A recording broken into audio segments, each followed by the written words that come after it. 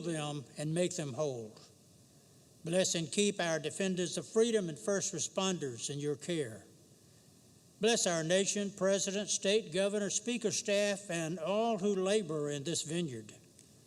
And heal the wounds, those seen and those hidden, of our brave warriors who suffer and sacrifice for our freedom. Lord, in your mercy, hear our prayers. Amen. I pledge allegiance to the flag of the United States of America and to the republic for which it stands, one nation, under God, indivisible, with liberty and justice for all.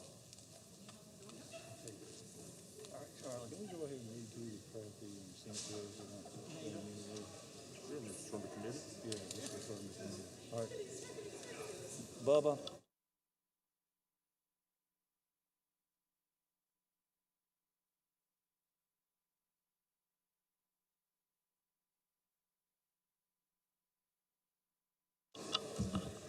I'll ask Mr. Cromer to briefly read.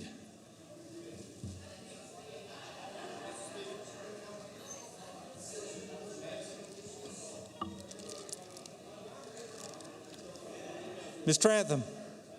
Ms. Trantham.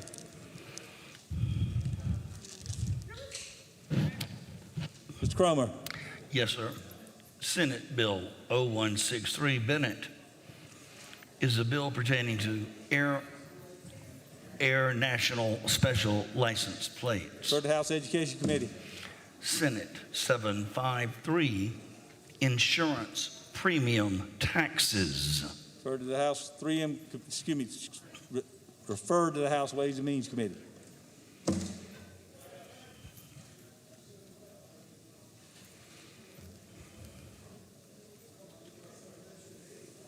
We have an introduction by Representative Senator Shealy, 891, beer and wine. Refer to the House Judiciary Committee. Senator Clymer, 922, pertaining to electric vehicle charging stations. Refer to the House LCI Committee. Senate 977, Senator Rankin, pertaining to the revised code of laws. But we can't do it without reference during when there's no forum. Senator Hembry introduces a bill 3987 pertaining to the discharge of fireworks in firework prohibited zones. Refer to the House Judiciary Committee. 993 Hembry, samples of products sold at festivals and brewery permits. Refer to the House Judiciary Committee.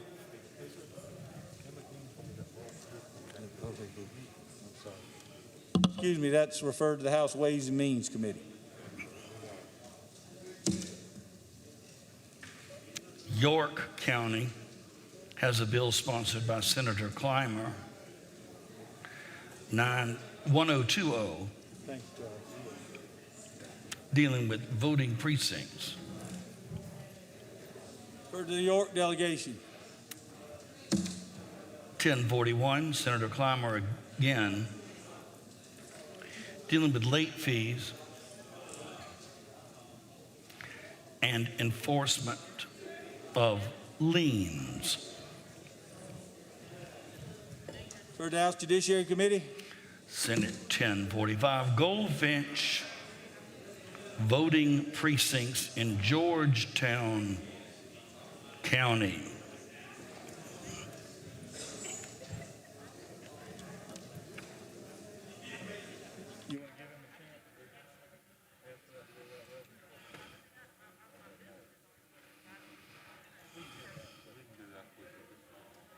Refer to the Georgetown delegation.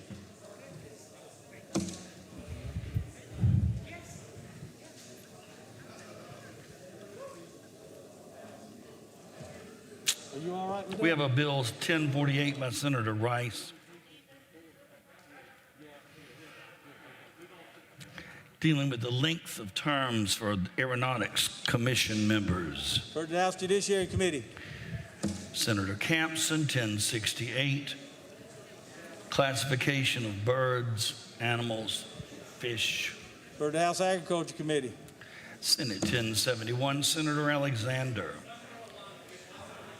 Establishing the firefighter cancer health care benefit plan and supplemental insurance. Refer to House LCI Committee. Senate 1099, Senator Talley, pertaining to brewers of beer.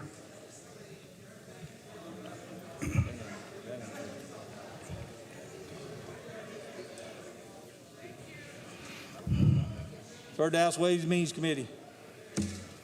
Senate 1115, Cromer, pertaining to the organization of proposed banks and articles of incorporation. Refer to House LCI Committee. Senator Malloy, relating to the Hartsville Community Center Building Commission. Refer to Darlington Delegation.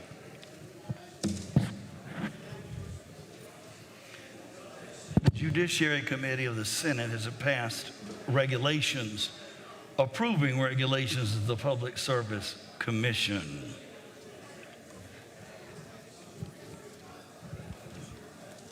Refer to House Regulations Committee. Senator Cromer, a bill prohibiting school board candidates from collecting petition signature. Refer to House Judiciary Committee. Mr. Rutherford, expressing sorrow for the passing of Frederick Costello Craft Jr. Just ignore that after all. Rutherford Ashton sent that roll of the House. Objection. Hearing none, so ordered. Adopted. Merle Smith, recognizing Sheriff Anthony Dennis of Sumter.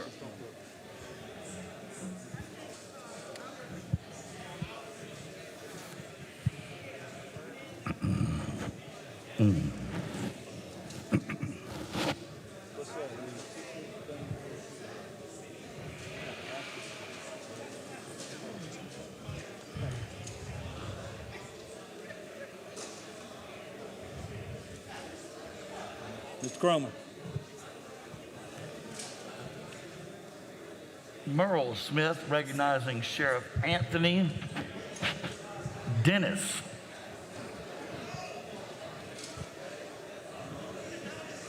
Mr. Smith moves that roll of the House. Is there objection? Hearing none, so ordered. Adopted. Mr. Murphy and others, recognizing Coach Greg Bayshell of Pinewood. Murphy Ashton sent that roll of the House. Objection. Hearing none, so ordered. Adopted. Mr. Hewitt, declaring Monday, August 31st, overdose awareness. Sent that roll of the House. Day. Objection. Hearing none, so ordered. Adopted. Judge Clary, congratulating Victor B. Shelburne. Mr. Clary Ashton sent that roll of the House. Objection. Hearing none, so ordered. Adopted. Wakanda Brawley, congratulating Lula Goodson Daniels. Ms. Brawley Ashton sent that roll of the House. Is there objection? Hearing none, so ordered. Adopted.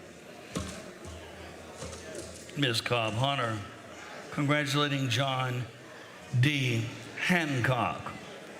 Cobb Hunter Ashton sent that roll of the House. Is there objection? Hearing none, so ordered. Adopted.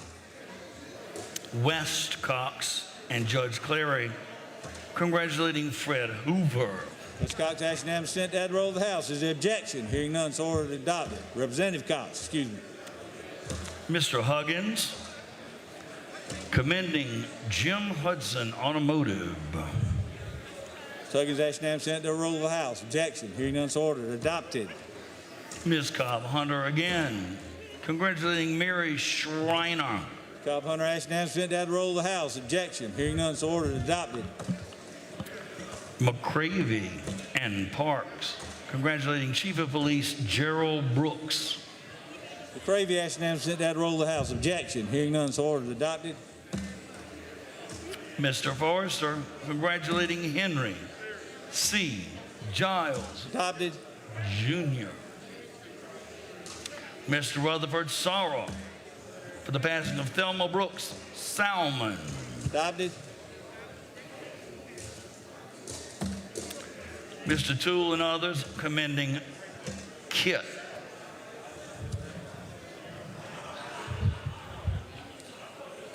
Adopted.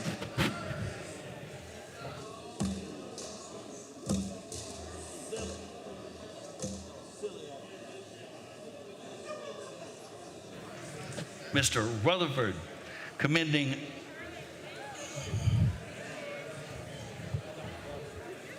Adopted. Lynn Bennett congratulating Arthur L. Bean. As far as action item sent that to roll of the House. Objection. Hearing none, so ordered. Adopted. Mr. Rutherford congratulating Jillian E. Broughton. Adopted. You have some welding. Shadron Williams recognizing John W. Matthews Jr. We don't. Mr. Williams, action item sent that to roll of the House. Is there objection? Hearing none, so ordered. Adopted. Robert Brown congratulating the roaming robots. Adopted. Cobb Hunter, Brawley Hennigan King, expressing sorrow for the passing of Breonna Taylor.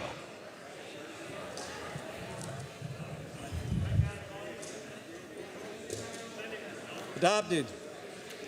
Cobb Hunter, Brawley Hennigan and King, passing of Ahmaud Arbery. Adopted.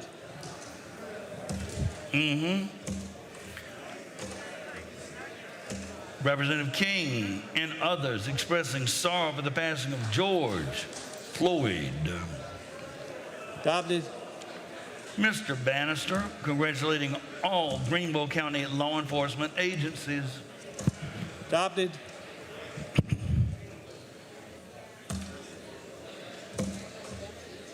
Mr. Stavronakis, Senate 873, Senator Grooms, Myalgic Encephalitis Awareness Day. Adopted. You okay? 1095, Senator Sin.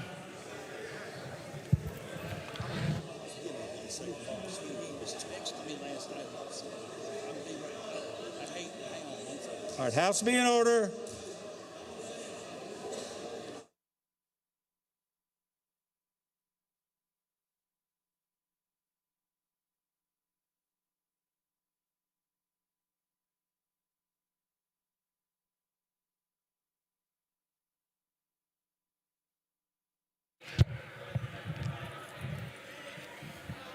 We have a Senate concurrent resolution, Senate 1095, Senator Sin, DOT naming an intersection. Invitation. Excuse me, referred to the House Invitations Committee. 1207, SAB, DOT naming a portion. Referred to the House Invitations Committee. Shaheen, 1218, naming an intersection. Referred to the House Invitations Committee.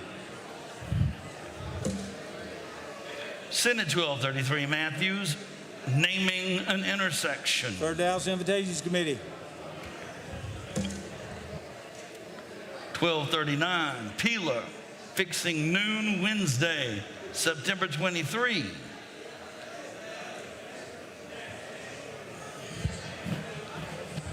Pat.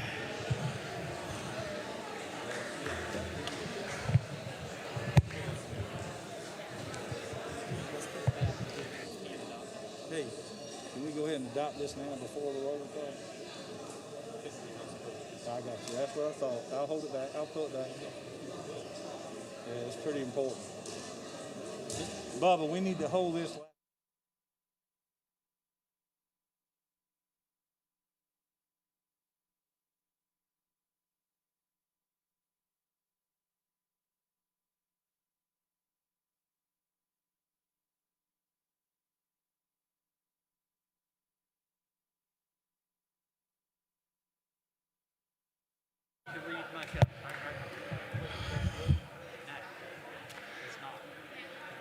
Concurrent introduction, 1201, dealing with the General Assembly. Third House Judiciary Committee. House Resolution, Mr. Taylor, congratulating Eudora Farms. Adopted.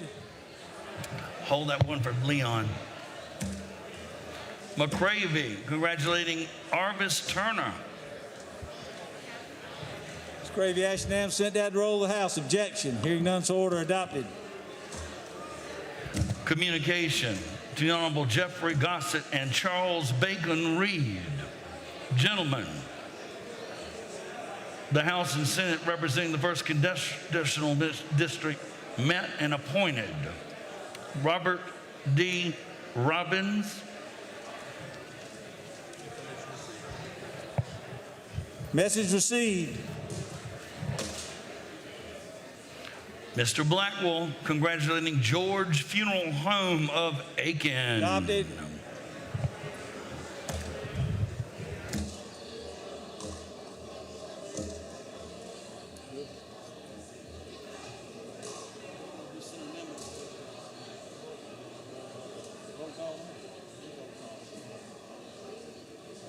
Members, we're in the roll call. All members, please record your presence. We are in the roll call.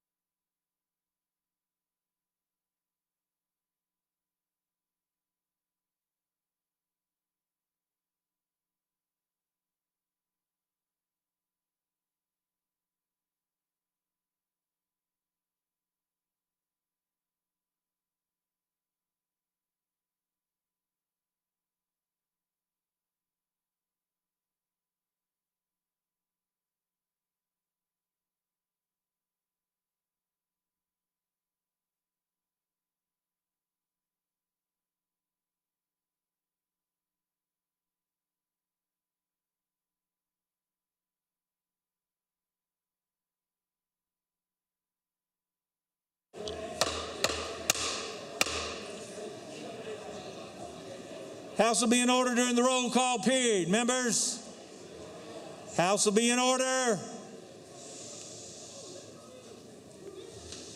House will come to order. As you all know, our good friend DeWitt Zemp has been having some health issues lately, and Mr. Clemens has asked time to give us an update. Thank you for doing that, Mr. Clemens. You are recognized. House will be in order.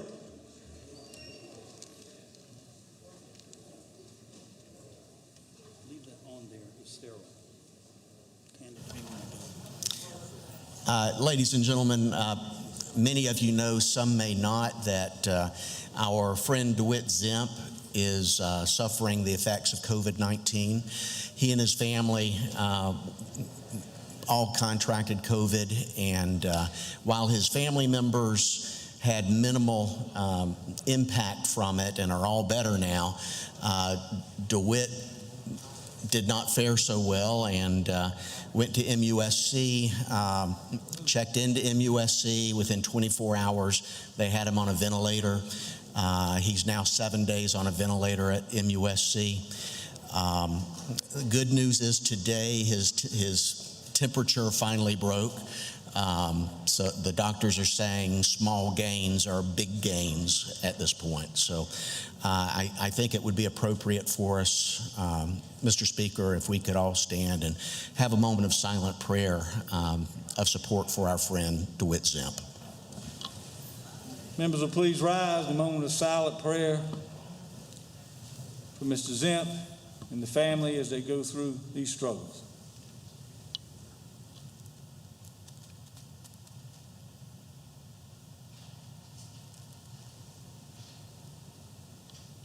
Amen.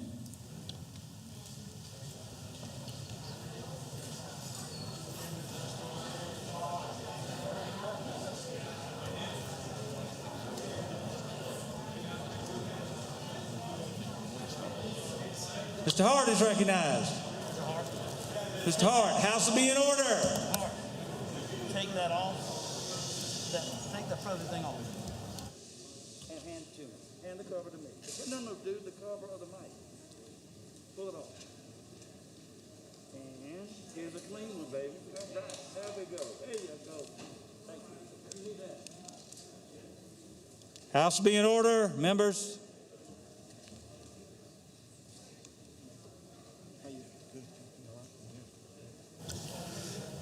Thank you, Mr. Speaker.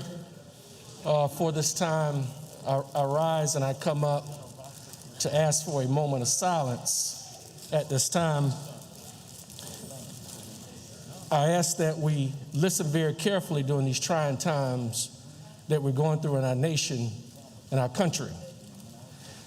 And it led me to read the book of Nahum. Nahum was a minor prophet, but he had a major message. Many of us probably never heard of Nahum, but he's in the Bible. His words, his name stood for comforter. And one thing that Nahum talked about in the Bible was that the Lord is slow to anger. Can I get some order, Mr. Speaker? House be in order. From his very opening, Nahum talked about the Lord is slow to anger. And he talked about the destruction of the Assyrian nation and the city of Nineveh. But one thing he talked about was that when God brought his wrath upon the city of Nineveh, he brought the whirlwinds and the storms. And I say, Mr. Speaker, during this time, it feels like we're about to experience the whirlwinds and the storms. But I say to you that God is slow to anger. So I ask that we get this right this time. Because if we don't get it right, we're going to do this over and over and over again. And when God brings the whirlwinds and the storm, we got to be ready. So I ask, Mr. Speaker, that we pause in to honor the memory, the life of George Floyd. I ask that we do it in silence, and I ask that we do it for 8 minutes and 46 seconds, which represents the time that that officer kneeled on his windpipe and stopped his breathing.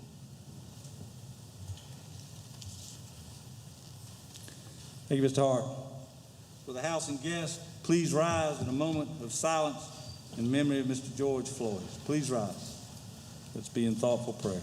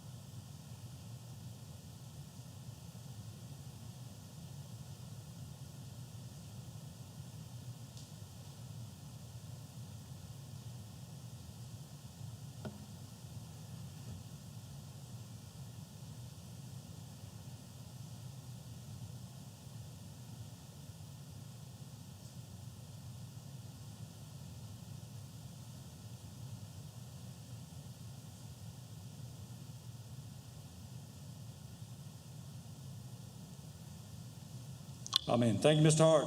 Thank you, Mr. Speaker. All members recorded the presence.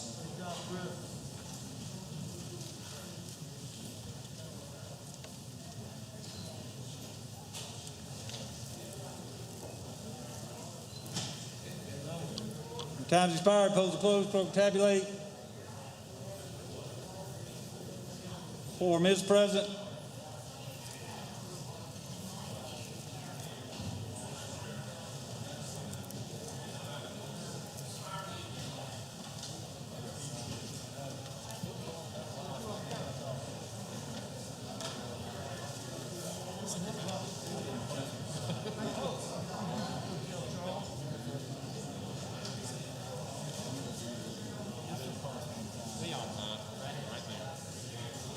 Clerk will read.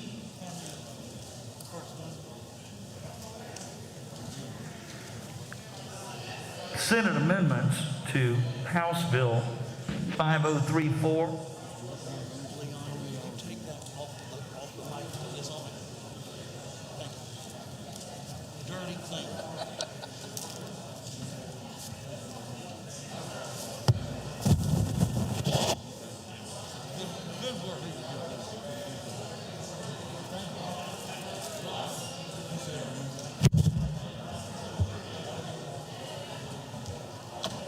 All right, members, we're on Senate amendments. House Bill 5034. Mr. Stavronakis is going to tell us what the Senate did. Tell us what he recommends. Mr. Stavronakis. Thank you, Mr. Speaker. Members, I know we all want to get out of here, and ordinarily I wouldn't take this up. House be in order. We need to listen. Ordinarily wouldn't take this up right now, but it affects some filing deadlines in Charleston County in July. So the House overwhelmingly sent 5034 to the Senate. Our senators reached a bipartisan compromise on a couple of amendments, and the Senate adopted it overwhelmingly, I think unanimously, and sent it back. And it has one amendment that requires us to take it up now, and that is it affects filing deadlines in Charleston County for July. So I would ask you to concur, and let's move it on to the governor's desk. Stavronakis is asking the House to concur. Question. Mr. Hill is recognized. Thank you, Mr. Speaker. Could we see the amendment or have the clerk read the text of the amendment? I'm not seeing it on the dashboard or the screen. I can explain it. Or have Mr. Stavronakis read it. Stavronakis, If can you explain the amendment? Yeah, so they made a couple of changes, Mr. Hill. One, the bill moves Charleston County from at-large to single-member school district elections. I'm sorry, Mr. Stavronakis. I heard your explanation. I'm wanting to see the actual legal text of the amendment, if we could. Well, I was going to tell you what the amendments do if you want me to. Well, no, I understand that. I mean, you were pretty clear with your explanation. I just would like to see the text or hear the text, if we could, before we vote on it, if you don't mind.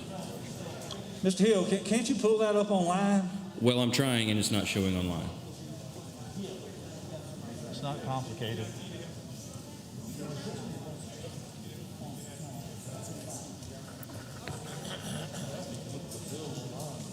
Because I was under the impression, and correct me if I'm wrong, I have the bill pulled up online, but I was under the impression we were about to vote on a Senate amendment to that, or an additional amendment to that. Is that not the case?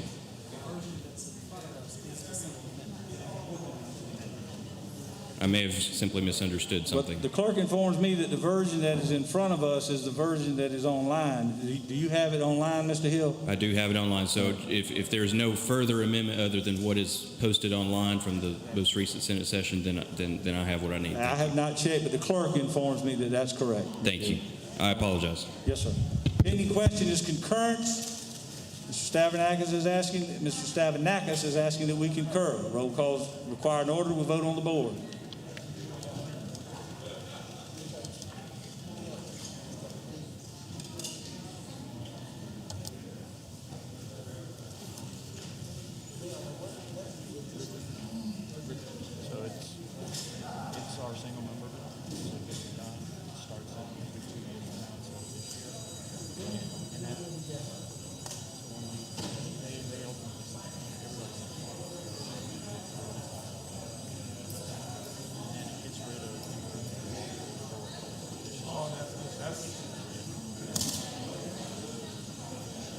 I need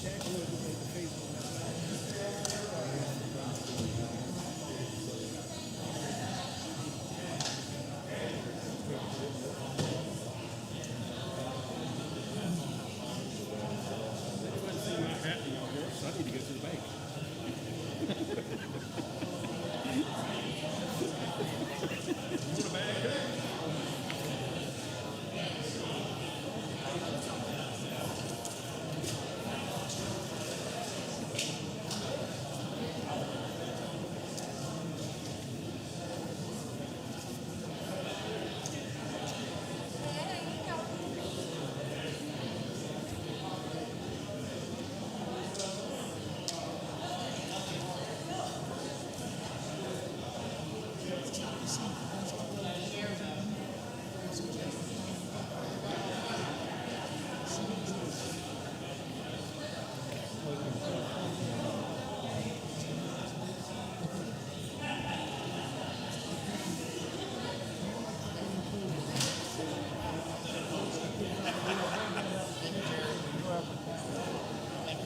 Yes, sir. Speaker, thank you. Thank you.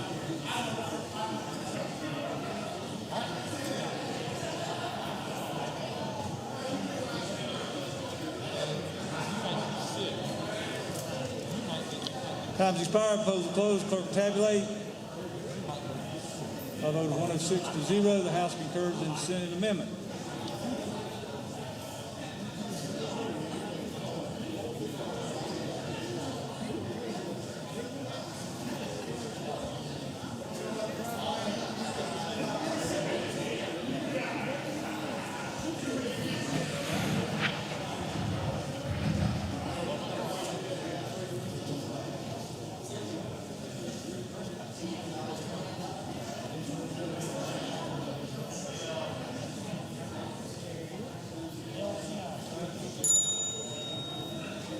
Ms. Sanifer?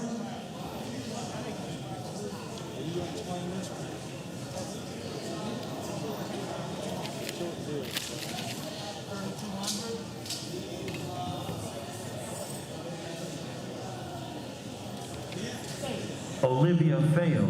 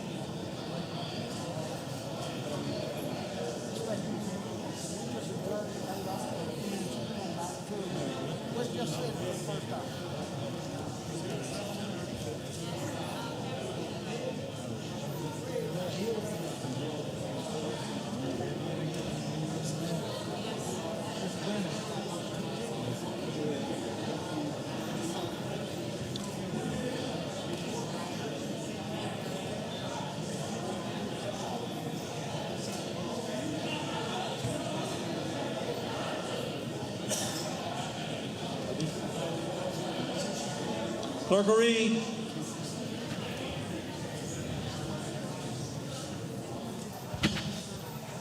Merle Smith and Weeks expressing sorrow for the loss of Babs Thomas. Smith asked unanimously to add the roll of the House. Objection. Hearing none, so ordered. Adopted. Jones and Magnuson memorializing Congress, urging them during the COVID panic for exemptions on poultry. For the Invitations Committee. Annie McDaniel, expressing sorrow for the passing of Essie Mae Young Lyles. Daniel Ashton, ask that roll of the House. Objection. Hearing none, so ordered.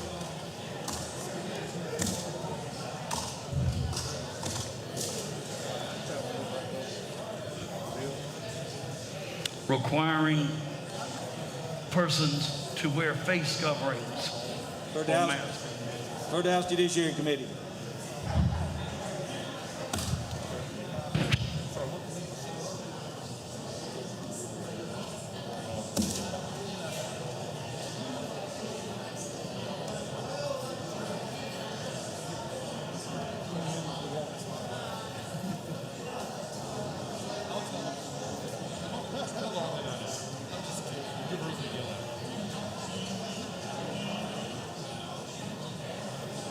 House will stand at ease.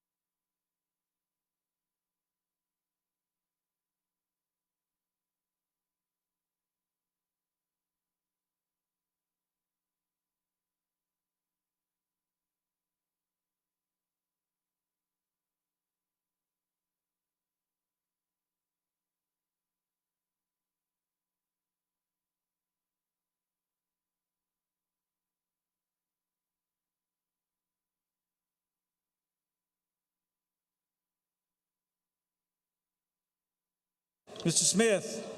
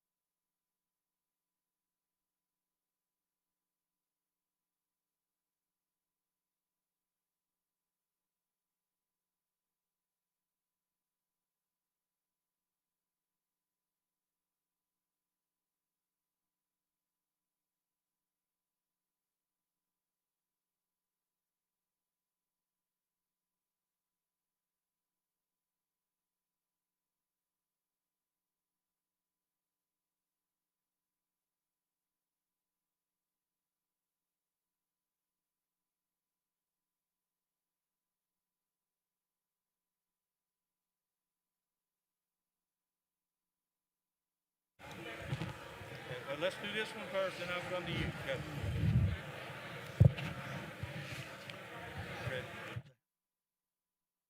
House will be in order. We're about to get started, members. House will be in order. Clerk will read. We have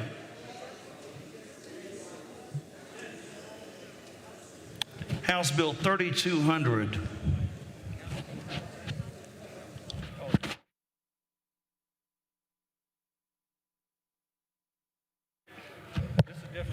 A brand new introduction, COVID liability protection.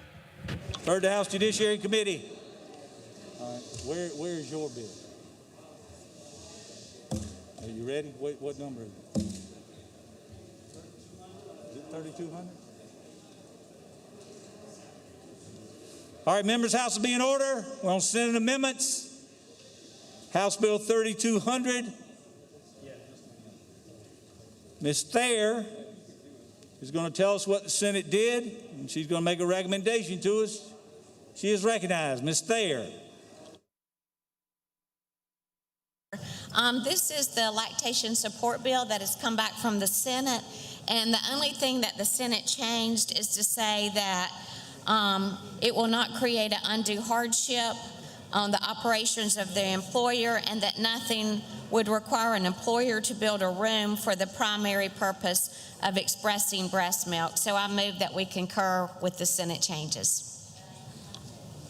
Pending question is concurrence. House Bill 3200. Roll call is required and ordered. We'll vote on the board.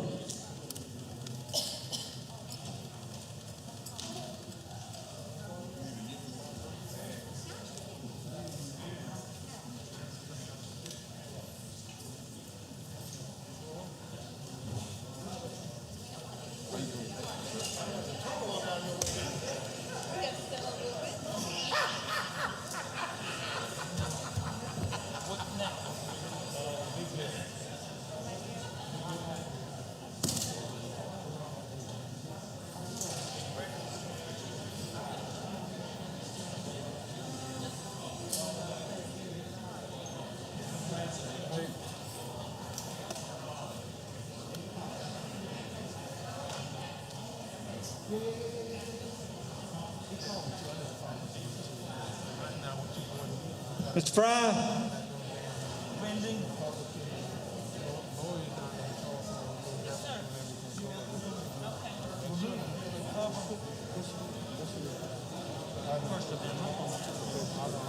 think we're going to do Mr. Fry's bill next.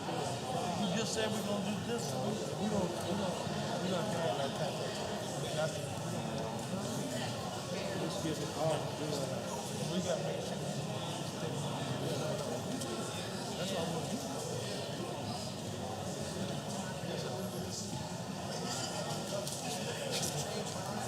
Shit. I got to get this train running through here. That's how you know I ain't got nothing.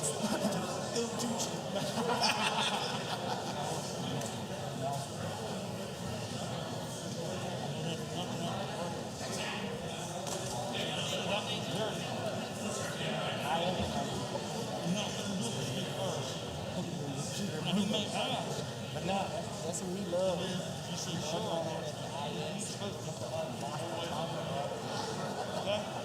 All right, time's expired. Polls are closed. Clerk will tabulate. By a vote of 111-0, the House concurs in the Senate amendments to House Bill 3200. All right, members.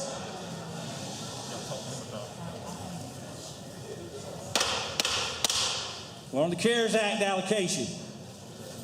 Need to pay attention. Got a number of amendments. We'll deal with them sequentially. I'll ask Mr. Cromer to read. The First Amendment is by Ms. Brawley, Ms. Hennigan, Mr. King, Cobb Hunter, and Williams, and it's amendment number 1A, Ms. Brawley, 1A.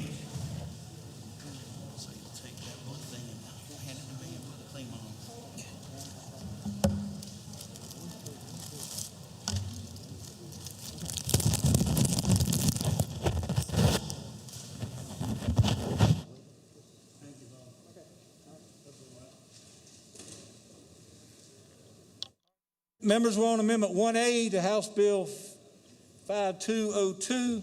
Ms. Brawley is recognized to explain the bill.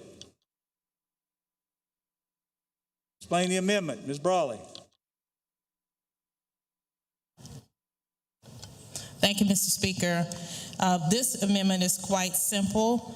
Let me just preface it by saying that it deals with broadband and the allocation of funds for broadband in the bill itself. As many of you probably know, this broadband issue has become a statewide problem for all of us, whether we represent rural communities or whether we represent inner city or metro or suburban communities. For those who have access, sometimes it's a matter of affordability. And for those who have no access, it's a matter of trying to get access to them in their rural parts of the state. I represent a rural community, and I was honored to serve on the COVID Ed committee. I thank the Speaker for that opportunity to serve. But what I learned, and what all of us have learned and probably heard in news reports, is there are tens of thousands of students, K through 12, in South Carolina, who we haven't heard from since mid-March, since the schools were closed as a result of COVID.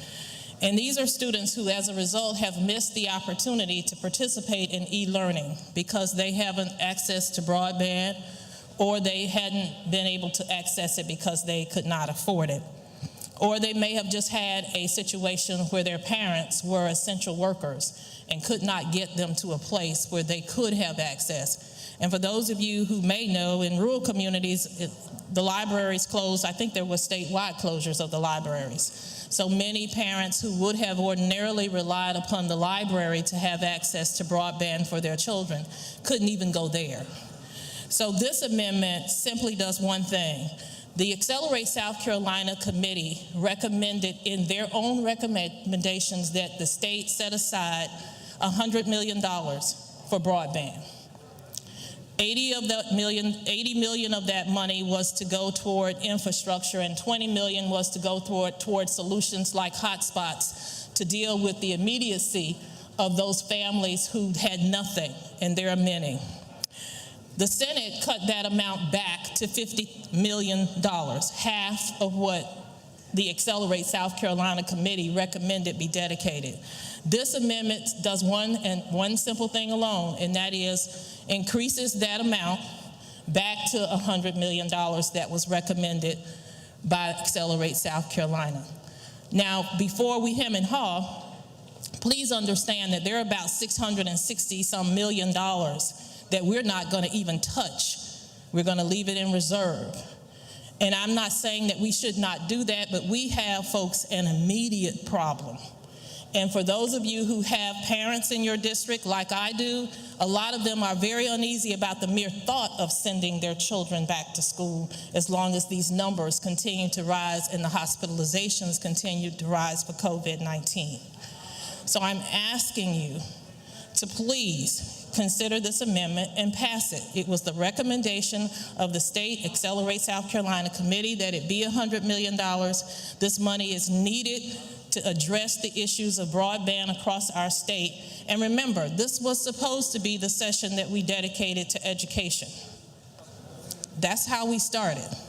And now we find ourselves in a tremendous crisis in education for children, tens of thousands, as I said, who we've not heard from.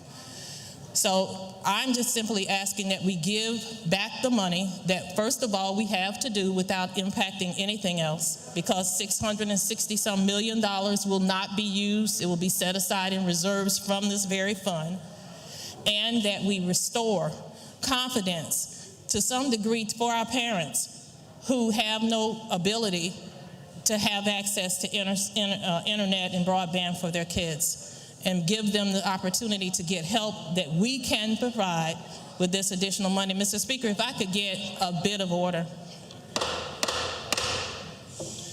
House be in order.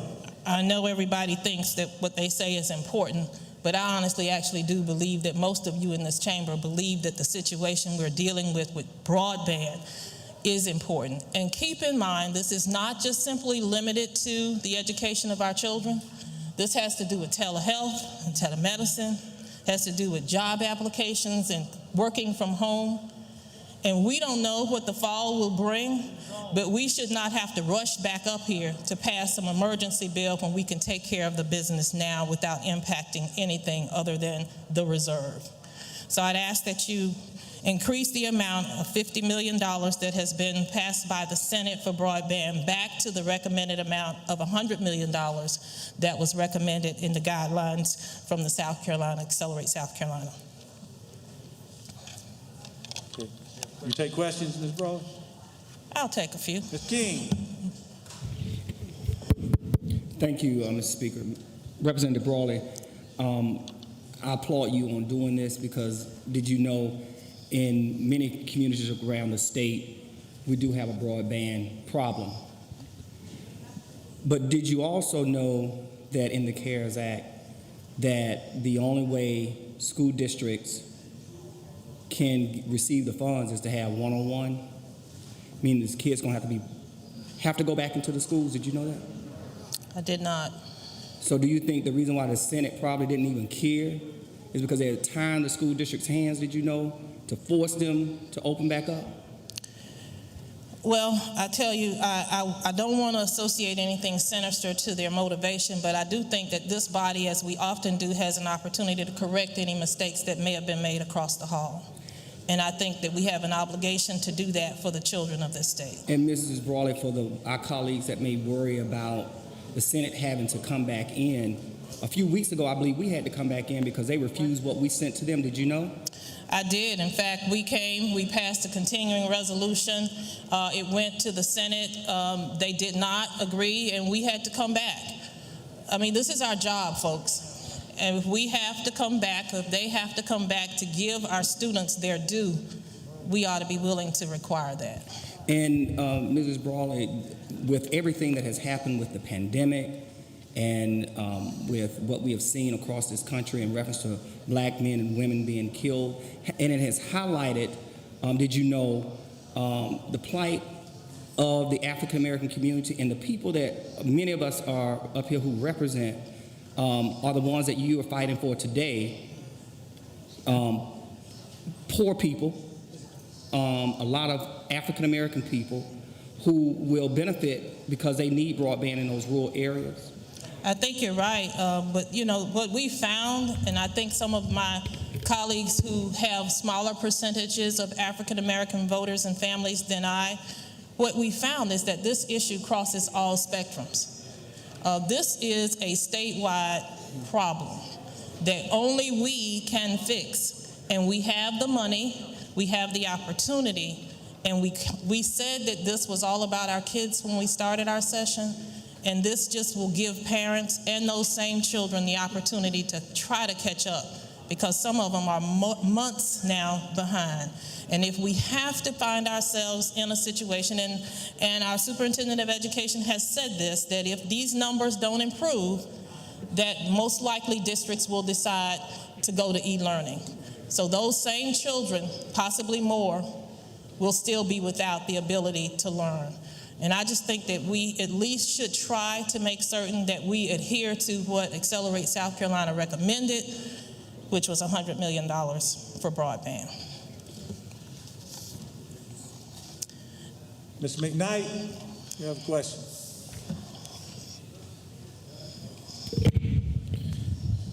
Representative Brawley, good afternoon. Did you know that I reside in Kingstree, South Carolina? I do. And did you know that, like your legislative district, my district is also rural? And did you also know that my district also suffers from a lack of broadband? I do. And did you also know that we have in Kingstree the Williamsburg County Library? And did you know that the Williamsburg County Library provides broadband, well, has wireless internet? I suspect it did, yes, sir. Did you know that as a result of COVID-19 that library has been closed? I do. And I know that. Did you know that on days when I get off from work at 5 o'clock that I drive directly by the library? And did you know that when I drive by the library, I usually see 3 or 4 children sitting outside on the steps of the library with their computers? And did you know that that's their only access to the internet? And did you know that I had a chance to speak with some of those children? Ms. McKnight, I'm sorry, Ms. Brawley, your time on the amendment has expired. Can I get another 10 minutes? Ms. Brawley requests a second 10 minutes, so ordered. And Ms. Brawley, did you know that when I asked those children what they were doing, they were telling me that they were still trying to keep up with their schoolwork?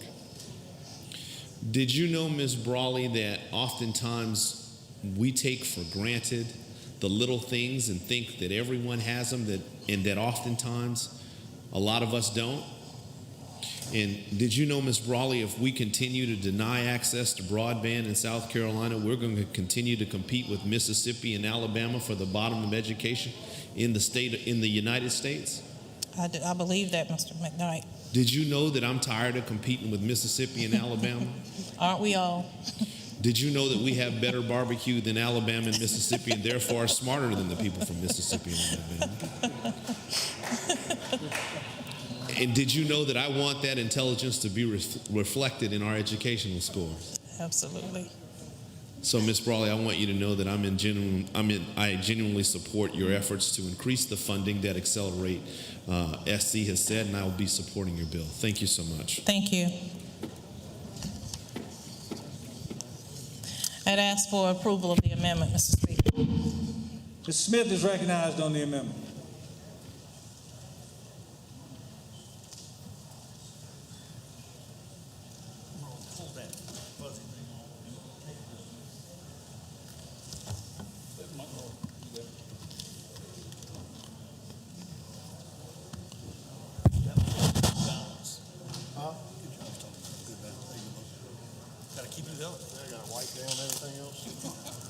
Wendy, you can't leave white down. No one did it for me. It's already yours.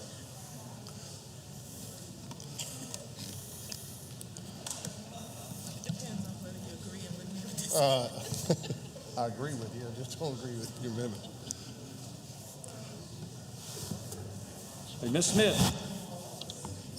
Thank you, Mr. Speaker. I guess this is a new normal. We got to figure out how to clean up before we can come over here. So let me just talk a little bit about this situation with broadband. And let me say, I was just telling Ms. Brawley that I agree with her on broadband. I think that's one of the most important things we're doing here today is dealing with broadband issues. And I'm so glad that we're able to do this because, like most of you, I come from a rural county in which children and families do not have internet. And that is very important because all those, we take that for granted in our life. Everything we do is now mobile or connected. And so there are people who do not have the same opportunities as us. And we as a state have an obligation to make sure that we fulfill that and do this. This is an opportunity that I think is coming for us with it, that if we're going to have opportunities as we move forward.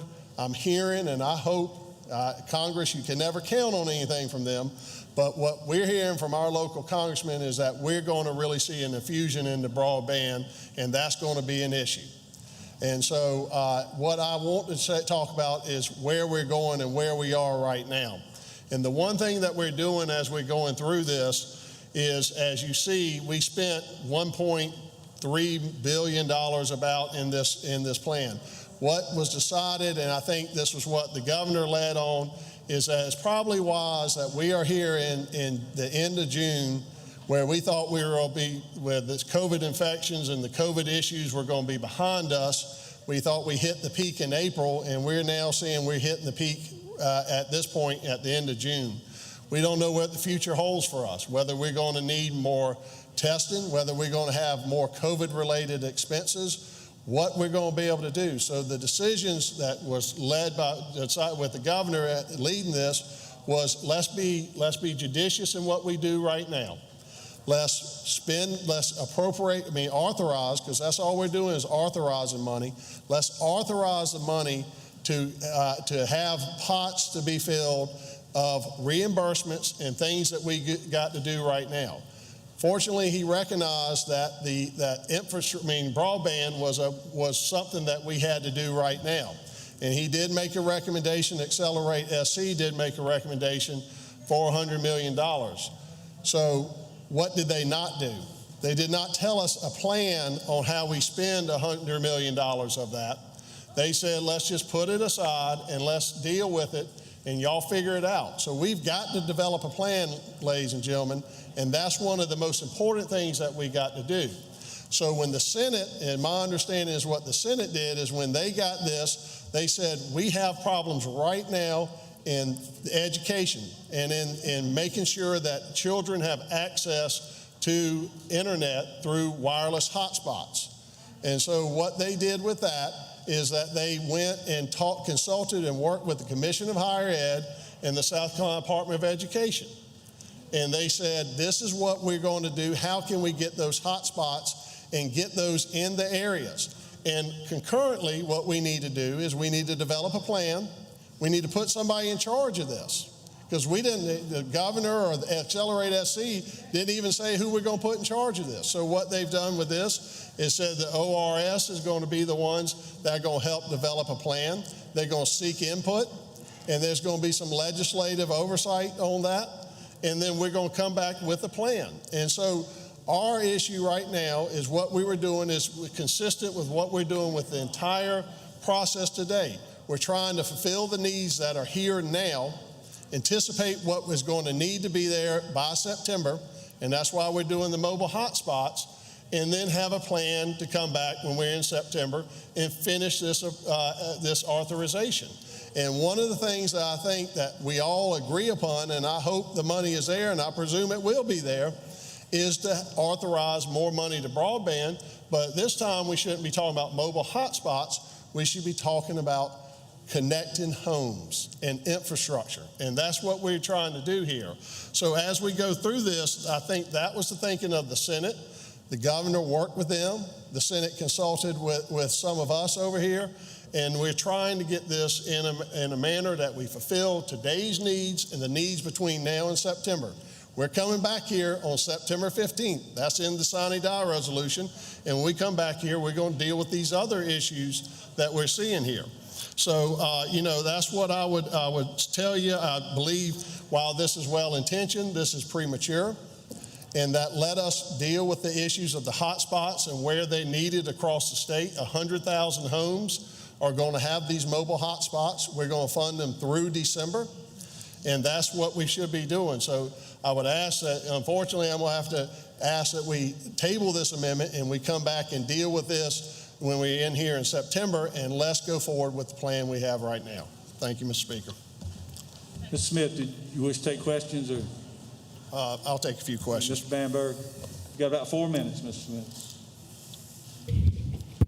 Thank you, Mr. Speaker. Representative Smith, I completely understand everything you were saying. Would you agree with me that if Big Telecom spent less time just focusing on big profit margins and actually doing some of the stuff they've been telling some of us in rural South Carolina for years, we wouldn't have to take any of our money to go and make sure that somebody out in the middle of Colleton, Bamberg, Barnwell, Williamsburg, Sumter, yep, right, to have internet service. Right. And did you know that earlier this year, Bill H-993 was filed, and Big Telecom felt some kind of way about it because it would authorize local governments to break free from the chains of AT&T and Charter and everybody else to create their own internet service providers. And if that happened, we wouldn't have to be here fighting over debating amendments about taking money that could be used in other areas of fighting COVID to address something as basic as internet. And Mr. Bamberg, I can even tell you more about that because, when we were going through the budget, we had a lot of the telecom and the providers come to us, and they're all for broadband, but they all got the solution. We got the electric co-ops who've got a solution. We got the telephone co-ops who've got a solution. We've got the cable providers, and we got the telecom providers. And therein lies the problem, and that's what I was trying to communicate, is how are we going to best, and for the best efficiency, get internet and broadband to the areas of the state that we need. And it is going to come with the price, But, you know, I'm sure nobody's doing this out of the nobleness of their hearts when they come in and present these plans. They're presenting these plans because they're going to get customers and they're going to get money to do it. I mean, I'm sure it's not going to be there. And I will say this, Representative White over here has a broadband bill that has been in the Senate since last year, Mr. White, I guess he's not around here, but since last year that they haven't acted on. Time for us, we should have had a plan by now. We unfortunately don't, and that's what we got to do is make sure we have a plan, and I hope that's going to be here in very short order. Well, did you know it's very difficult for those of us who represent rural South Carolina like yourself and others to work on plans when anytime we come up with something that crosses the line of what is deemed as owned by these big telecom companies, they fight against it. Well, right? And if we look with kids who are sent home, they have to do their online class from home, right? Their parents have to work with them from home. And in the parts of the state where they don't have internet, sometimes they rely on things like this, a cell phone, right? Or come down to District 90, whereas I look at my phone and got 5GE here.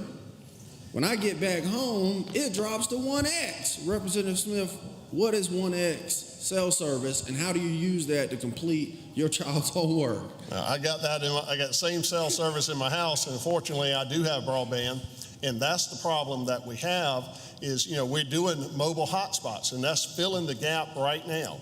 But that is not an acceptable way to provide broadband to the rural areas. And that, again, is why we have to get this plan. And, you know, that was my criticism of Accelerate SC from the beginning, 100% supportive of having a broadband and using some of the CARES Act money for broadband.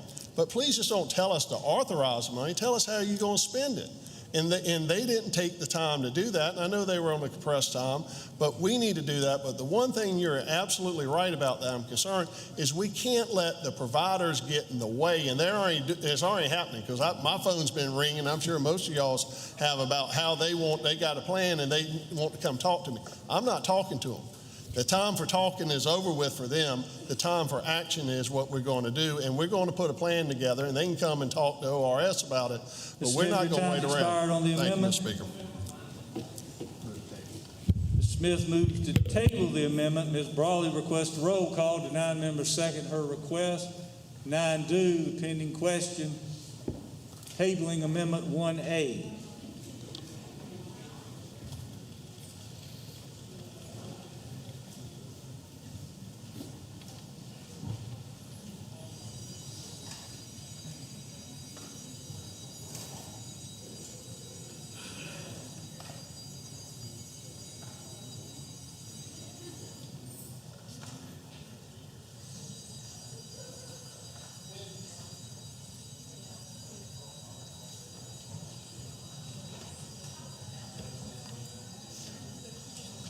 Jefferson.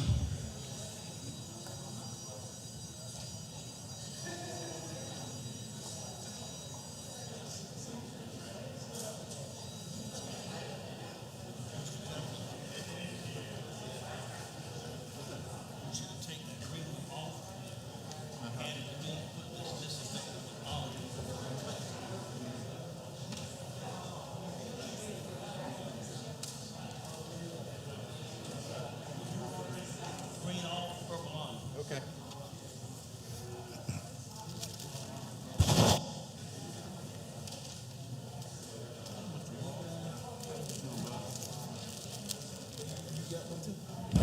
What's your amendment? Why my name not on there? You can put it on there.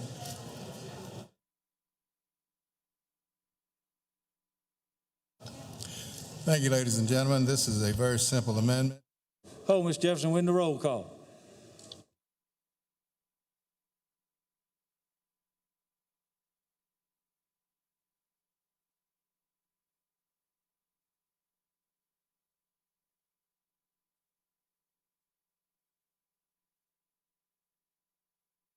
All members wish to vote, voted. Time's expired. Polls are closed. Clerk will tabulate. A vote of 71 to 41. The amendment is tabled. Clerk will read. Amendment 2A, Jefferson, Thigpen, Ott 2A.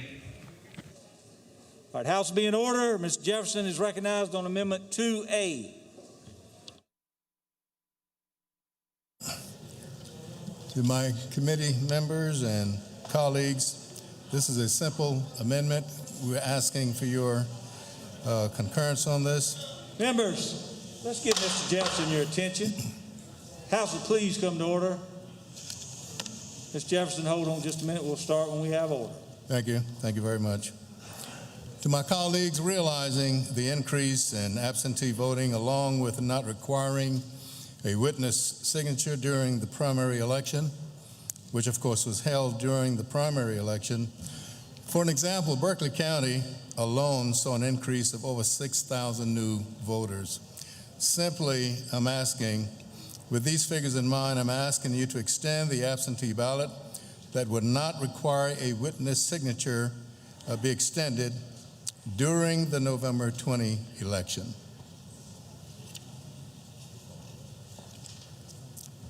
Move for passage. Ms. Smith, on Amendment 2A. Mr.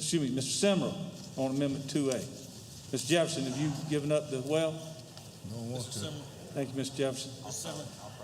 Mr. Simrall. Yes, sir. Thank you, sir. Be blessed.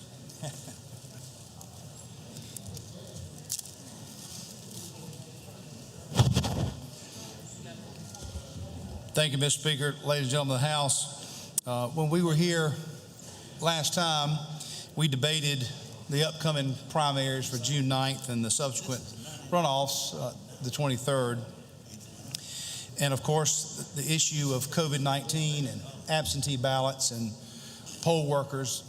And of course, we unanimously passed legislation that allowed for no excuse voting, but we did leave in the witness portion of that. As you know, there were several lawsuits. There was one from Judge Childs, where I think about 72 hours prior to the vote, that was ruled that you did not have to have the witness, but it expired after the election.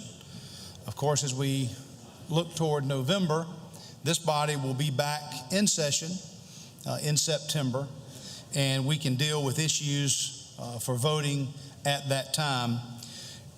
I think all of us in here wish nothing but the utmost in our election process to be filled with integrity, that every vote counts, but that the provisions set forth in law would maintain.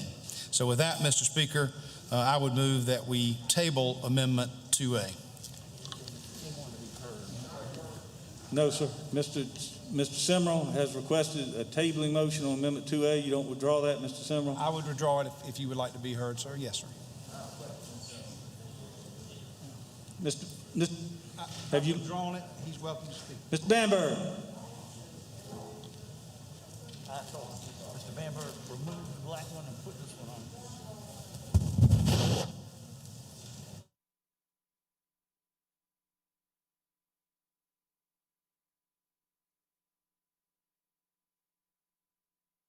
Ms. Bamberg.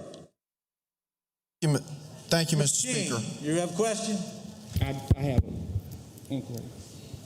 Can you tell me where my name is on the list up there? Because I think I was up there before Mr. Bamberg. Mr. King, you're up here to be heard. The pending question is always the adoption of the amendment. There's always a list of people to be heard. A tabling motion before a member is recognized is always in order. Mr. Simrall stepped away and he moved to table. I have to take that motion. I asked Mr. Simrall if he would withdraw his motion so Mr. Bamberg could be heard. He politely agreed to do that, and then I recognized Mr. Bamberg. Where you are on the list to be heard is next. Mr. Bamberg. Thank you, Mr. Speaker. I would ask that the body go ahead and vote on this particular amendment. And the saying is, why put off till tomorrow what we can do today? Earlier today, a bill was filed with regards to protecting our business community, with regards to COVID-19 related claims, etc.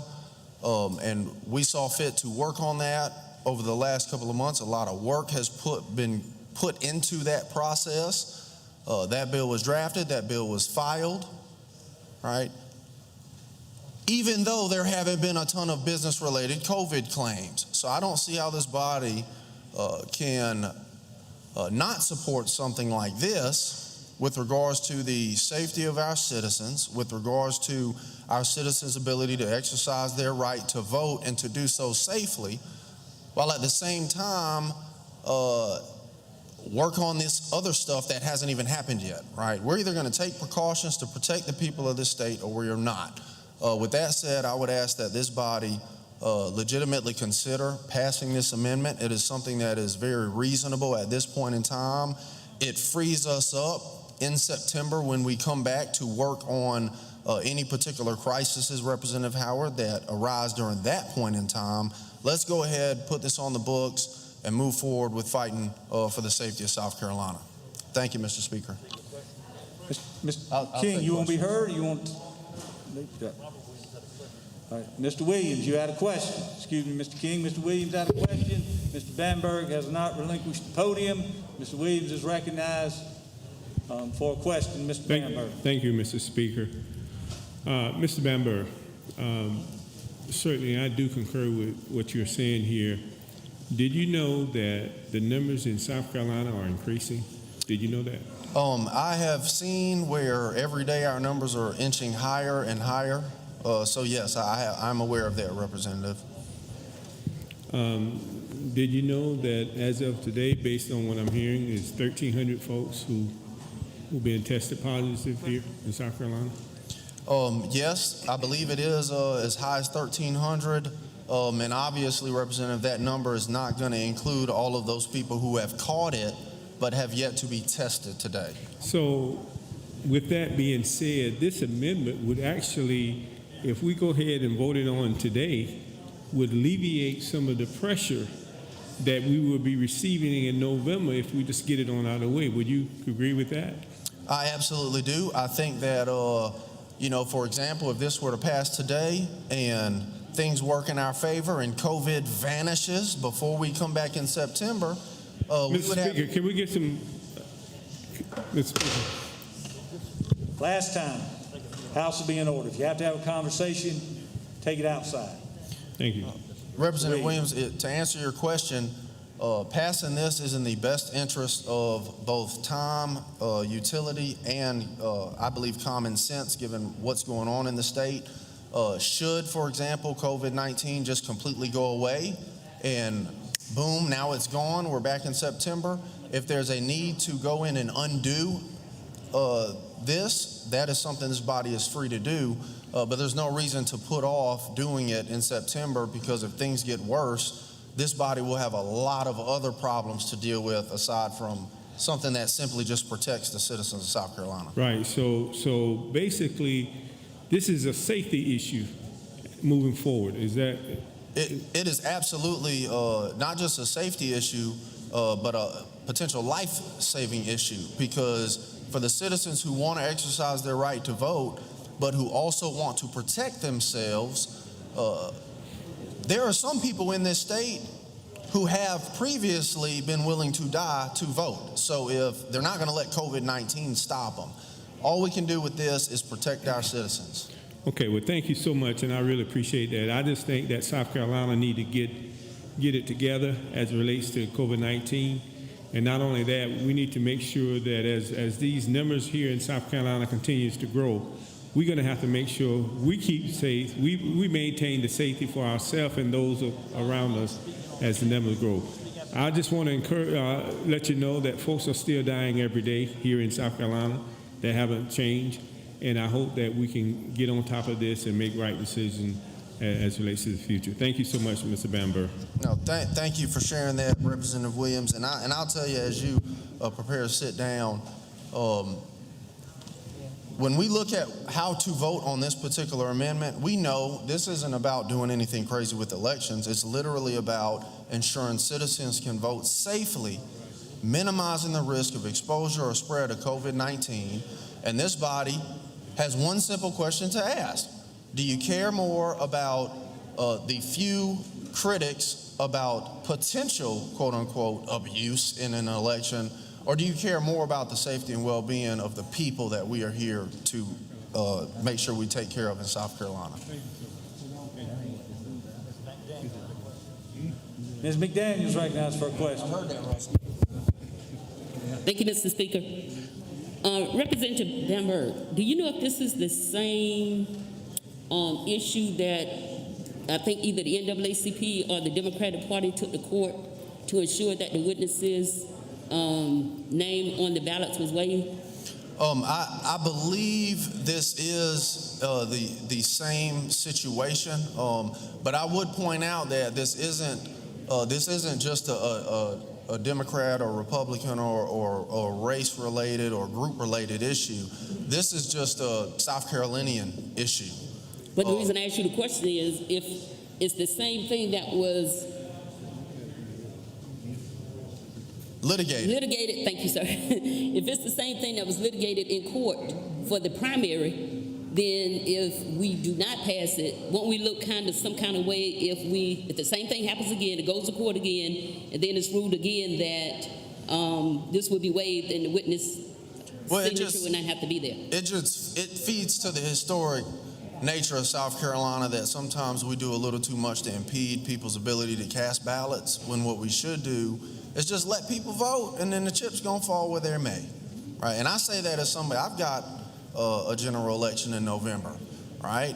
So it isn't about saving ourselves. We've got to do what we got to do to take care of our citizens and make their ability to vote as safe as it can possibly be. Well, I would just hope that this body would find it within their hearts to go ahead and vote for this amendment, because some of the long lines that we had at the election for the primary was a result of people not being able to take advantage of things that caused them to be a little afraid. And so they went out and stood in these long lines, and then there were people who needed to work the polls. We couldn't get those people to work the polls. But if we choose not to, then I guess we'll just look some kind of way, because I'm sure the lawsuit will come up again. Thank you. No, absolutely. And by acting now, what we do is we ensure that our citizens don't have to wait to the last minute to try to get their plan together, or does somebody need to be there with grandma on election day? We can go ahead and knock this out, not have to deal with it, not have to worry about anybody filing a lawsuit that results in the expenditure of state dollars, and then we can move on to tackling the other issues.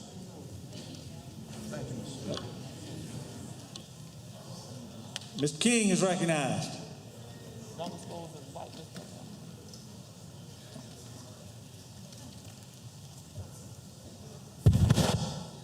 Yeah, lipstick on? Thank you, Ms. Freedom.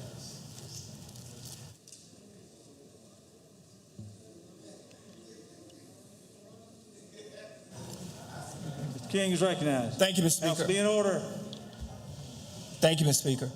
I stand in support of this amendment, and I stand in support of the 46 county voter registration officers as they try to prepare for the November election, which has to go on, which can't be postponed. And so what is important about this is that, as you've seen across this state during the primary, we had to consolidate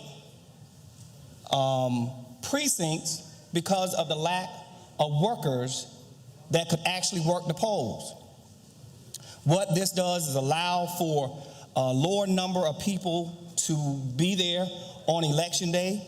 It allows for people to vote early because of COVID-19, and as it has already been forestated, and it's a known fact across this state that the numbers have gone up. We all pray that the numbers will go down and COVID will be gone by tomorrow, if that's what our wishes are. But the reality is that it's here. And we have to be proactive in what we are doing legislatively to safeguard the citizens of South Carolina. We all are on the ballot in November. If people are going to vote for you, they're going to vote for you on absentee. If they're going to vote for you, they'll go and vote in person. But what we have to do as legislators here is not think about us, but think about the people we serve. and making sure and ensuring that South Carolinians are safe in their coming and going to the precincts. Something else that we know here in South Carolina, and especially the people in this chamber, because we're the ones who work closely with the community, is that the majority of the people that are working these polls or who have worked the polls in the past have been our more seniors of South Carolina. And because of that, many of them or their children or their family members are asking or not allowing them to work. So we have to then consolidate precincts which have longer lines. And right here in this county, we saw that people stood in line to 11 or 12 o'clock at night just to vote. And in many cases, here in this county, 3 or 4 precincts were consolidated. I think if we are proactive, and why do we have to wait to September? When we were here, I want to say, was it June or May? When we were here in May, Mrs. Brawley put an amendment up that would have saved the state money, which would have allowed for the citizens to vote through absentee because of COVID. And we voted it down just for the court system to tell us, Ms. Speaker, can you get the chairman? But for the court system to tell us that Mrs. Brawley was right and this chamber was wrong. And I will say that we have an obligation. All of us are coming up here. We got to come back in September, according to Sign and Die. And we signed up to do this. But every time we come here, we put our lives in danger. We go back into our homes and our community, and we can take something back home to them. That's the same thing that could happen in the precincts, standing in those long lines for 3 and 4 hours. And I know that you all have probably already made up your minds before you got here today, but at what point do you all become human again and realize that the people that you serve should not be put in danger of standing in line? And why do we have to wait to September when we see the numbers are going up? Why do we have to wait to September? The governor doesn't plan on closing the state back down, so the numbers may still rise even higher. We just sit here in a moment of silence for one of our dear friends who has COVID. This is a reality, y'all. It's away from politics. It's away from you having opposition. I have opposition, but I don't worry about that when it comes to the safety of my constituents in my district. And we have an obligation. And I get up here and I ask you all to do things with me knowing that you're going to vote against it. But this is one time I sincerely ask you all to find somewhere in your heart to do the right thing. To do the right thing.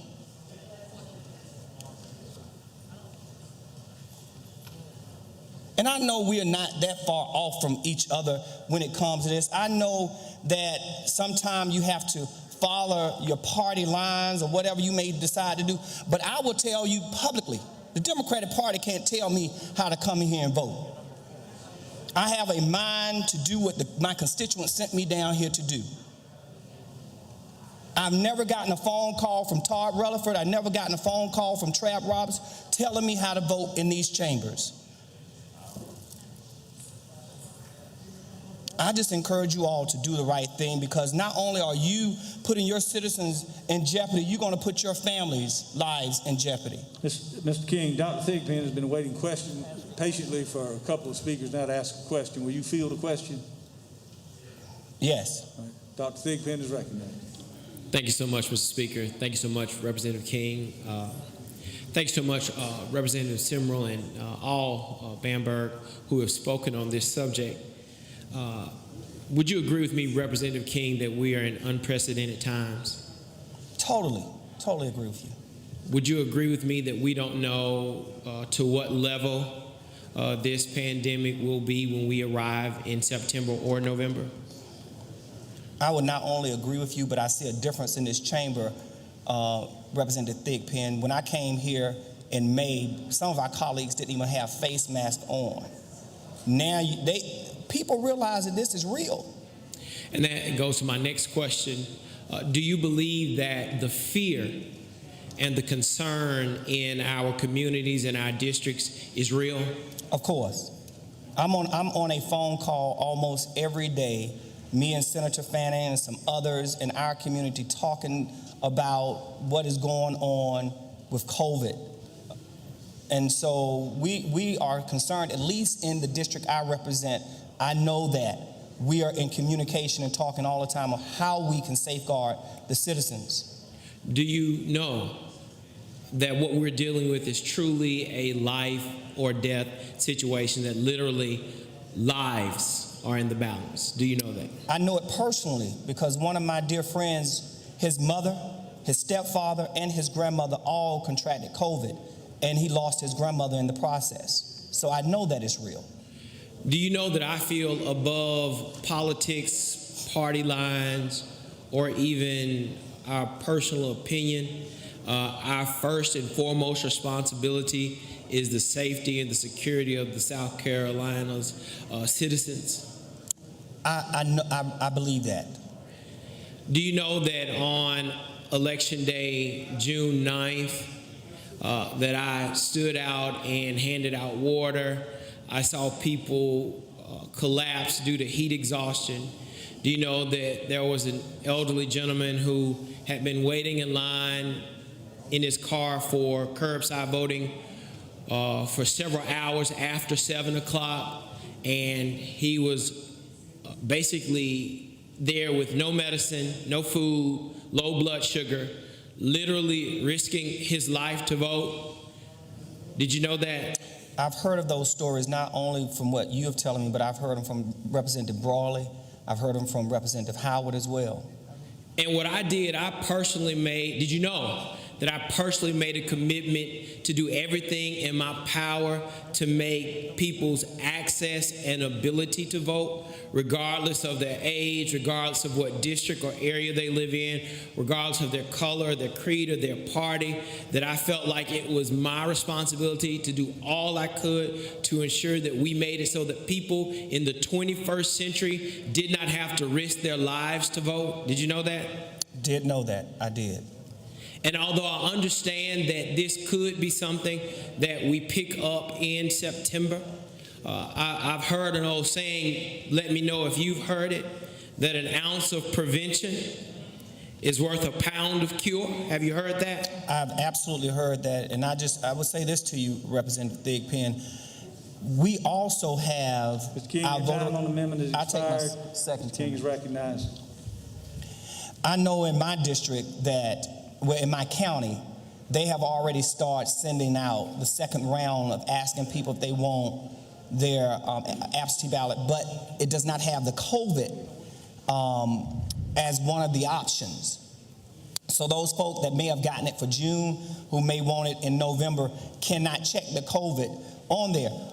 The second thing that concerns me is that if we do it now, those folk that could fall up under COVID can now start ordering them.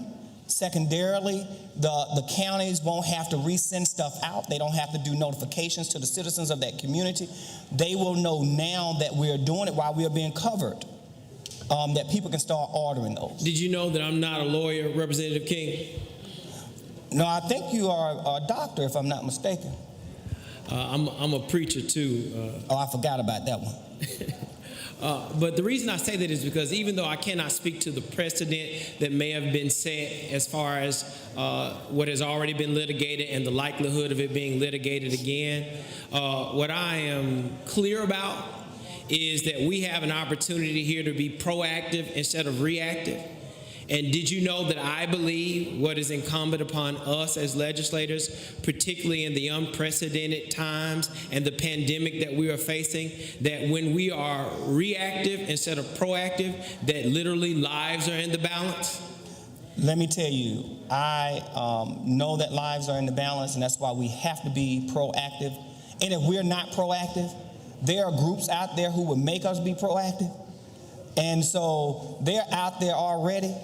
And if you are afraid of these folk gonna vote against you or whatever, these people come in and they gonna vote absentee or whatever, but we got to safeguard our elderly people.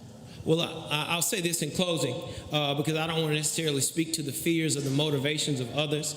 I want to definitely give them the benefit of the doubt. But I will say this. I believe that it is our responsibility to act, because do you know, Representative King, my greatest fear is that we will have headlines in the state newspaper and the Post and Courier that say individuals died specifically because we mismanaged our responsibility. Thank you. That's scary, but is a reality that could potentially happen.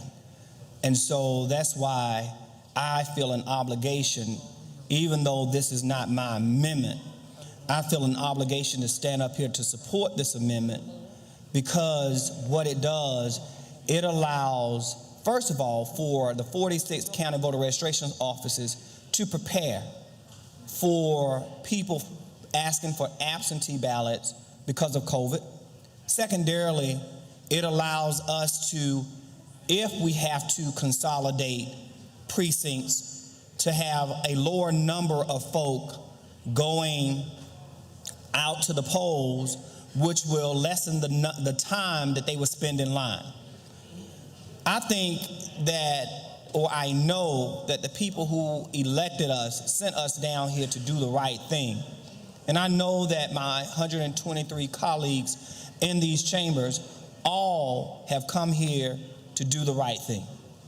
And I hope that beyond what others may think, I hope that South Carolina will move forward in doing what we're seeing across this country in protecting our citizens. I am one of those people who felt that our state opened too soon. And because of the state opening too soon, we have seen a rise in the number of COVID cases of people who are testing positive across this state. And as they say, you know, back home and in some of the communities, you know, even Stevie Wonder could see that. Or Ray Charles.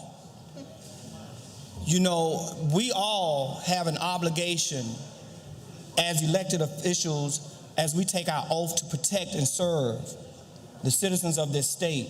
I don't think we're doing a good job during this COVID-19 if we don't do stuff like this. If we don't support stuff like this. So I'm asking for you to find it in your hearts to do the right thing.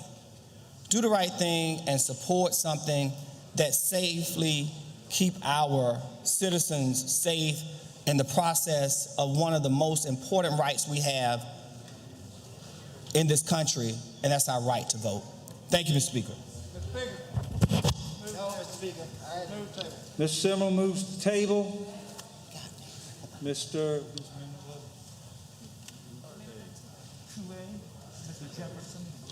Jefferson requests a roll call. The 9-member second his request. 9-do will vote on the board. The pending question. Tabling Amendment 2A.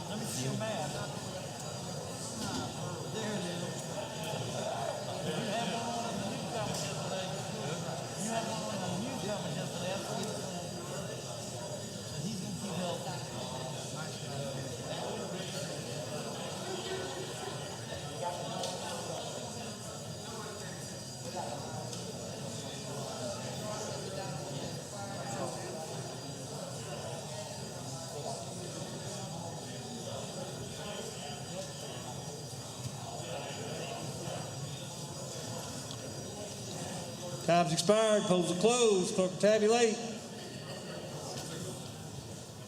A vote of 72 to 40. The House tables Amendment 2A. Clerk will read. 3A, Marvin Pendarvis Sr. On Amendment 3A, Mr. Pendarvis is recognized on his amendment.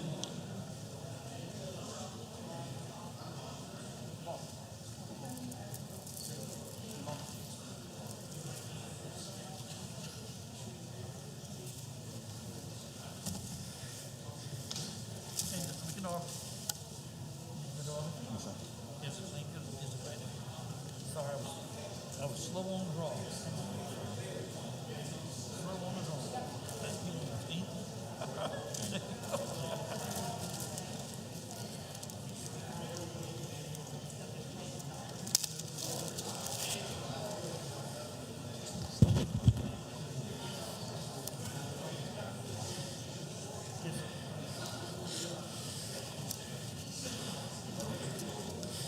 I'm sorry, Mr. Pendarvis, you are recognized. Thank you, Mr. Speaker. Ladies and gentlemen of the House, thank you for the opportunity to address you this afternoon. I've got an amendment up that's going to address the real need in this state, which is extremely symbolic of a need across the entire country. As many of you know, we're in unprecedented time in our world's history. We're dealing with two global pandemics, one in the coronavirus and two in the racial injustices that are going on around the country. And as I have contemplated to myself and talked with colleagues and friends and family members about what we can do to address these issues, I think about many people back home. People who are looking to us in South Carolina here in this State House to do the right thing and to use this moment in history as an opportunity to give back to those communities and invest where investment has long been neglected. Now, I'm of the opinion that what we're seeing right now with the coronavirus and the impact that it's had on our state is only an exacerbation of many of the issues that we've long neglected in our state's history. And so much of what I hear from this body talks about what we're going to do for businesses and the business community. In fact, my friends on the right side of the aisle, that's one of your major talking points, because we know that small business makes up the fabric of our economy. And the quicker we infuse and inject these businesses. No, absolutely. House will be in order. Thank you, Mr. Speaker. And the quicker we infuse and inject our economy, the businesses with the ability to be players in our economy, then the quicker we'll get back to being what we've aspired to be as South Carolinians. Now, I give you that backdrop to this amendment that I've put up because I want to paint the picture real clear. And one of the things that I've learned in my 3 short years in this body is that we can be rushed to talk about legislation, but we don't often try to get our colleagues to understand the meat and potatoes of what we're trying to do. And so bear with me for a moment as I tell you about a gentleman. After 15 years working as a hairstylist in other people's salons, a guy by the name of Gary Cano opened his Healthy Hair Studio in Montgomery County, Maryland in early March, sinking into his savings into a 2-share shop in a busy, small mall. It hadn't even been up and running for a full month when the stay-at-home orders were issued because of the coronavirus that shut down the mall. And Mr. Cano, who was 57, went 2 months without income before Maryland loosened the restrictions in early June, allowing him to take a limited number of clients. He couldn't access the federal government small business loan program or get unemployment insurance. His situation isn't unusual. Ladies and gentlemen, there's a Gary Condo in South Carolina and many parts of our state. And what I want to tell you, and I'm going to give you some facts to kind of highlight the impact that this virus has had, not only on the business community, but I'm talking about the minority business community, black businesses that have been disproportionately impacted by the shutdowns and the virus, and who are looking to us to do something about it. Now, all of us are familiar with the CARES Act. We're here dealing with our allotment of the CARES Act. And the CARES Act put out several opportunities for businesses to take advantage of if they were disadvantaged or impacted. And many of you who are business owners in this body probably were able to take advantage of it. But so many of the black businesses that exist in our state weren't able to take advantage. In fact, 95% of the businesses across the country that are minority owned were unable to participate in any of the federal government programs. A lot of reasons because they don't have and have not been able to develop the relationships with the banks to be able to get the kind of funding that's necessary to apply for these loans. And another part of it is they have lacked, because of the support that we've failed to give them, the sophistication or the ability to navigate the application process and having their ducks in a row in order to position themselves to be eligible for a lot of the federal dollars that were passed down. And so what am I saying by all of this, Representative Gary Smith? What I mean is we're at a place right now where the virus is teaching us as a state there are areas that we've neglected. The Band-Aid is off, and it's up to us to really try to bridge the gap in many of these vulnerable communities, these very vulnerable areas that have longed for resources, that have longed for support, that have longed for the opportunity to be able to be participants, to be players in our economy. And so much of what we talk about in here is how we can get businesses going. Our governor talks about get back to work. Well, there are many people. In fact, there are 41% of black-owned businesses across the country, and that number is probably even higher here in South Carolina, that aren't going to go back to work, that have been forced to shut down.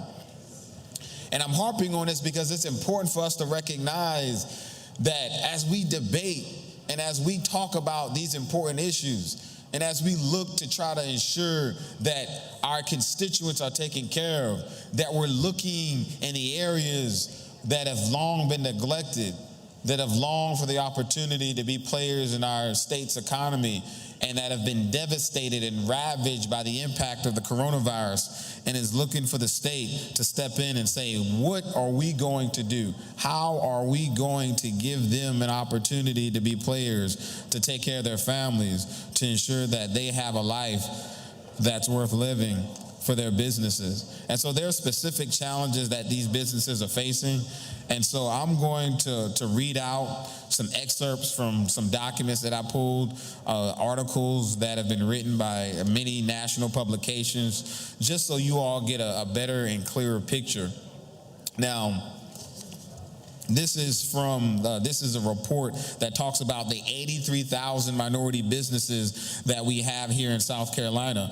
And so many of the reasons why these businesses have been vulnerable, because so many of our businesses, when I say I'm talking about businesses in the African American community, are ones that have been impacted by the shutdowns. And so they haven't had the ability to have their workers go in. Restaurant workers, food services and catering companies like Representative Moore, retail, barbershops, hair salons, nail salons, gyms, spas, trainers, childcare, media, agriculture, healthcare, social assistance, transportation services such as buses, vans, and rideshare. And this isn't an exhaustive list. These are just a number of examples of businesses that we occupy that haven't had the opportunity to get the PPP funds or the SBA loans as an opportunity to be players. And so much of what I'm wanting to tell this body here today is larger than this amendment. It's a conversation that we're going to have not only today, but it's a conversation that we're going to have as we go forward when we take up the budget in the second part of this in September. And we revisit it, because undoubtedly we'll be having to revisit this when we get back into the 2021 session in January, about how do we make sure we're using the dollars that we're given, that we're supposed to be stewards of, and giving them and ensuring that they go to the places in South Carolina that need them the most, that they go to the people that have been affected the most, that they go to the people that for a long time in this state we've long neglected, and we haven't given the opportunity to be players in our state's economy. So I want to go and again, as I said, I've got a number of articles that I've pulled up. I'm sorry, your time on the amendment is expired. Can I get a second 10 minutes, Mr. Speaker? And I may not even take the full 10 minutes. Ms. Pendarvis. Ms. Pendarvis requests a second 10 minutes. It's so ordered. Mr. Pendarvis is recognized. Thank you, sir. And so I want to just read this one paragraph that kind of hits the point home for me personally. We already have disparities. African Americans have the lowest business ownership rate in the population.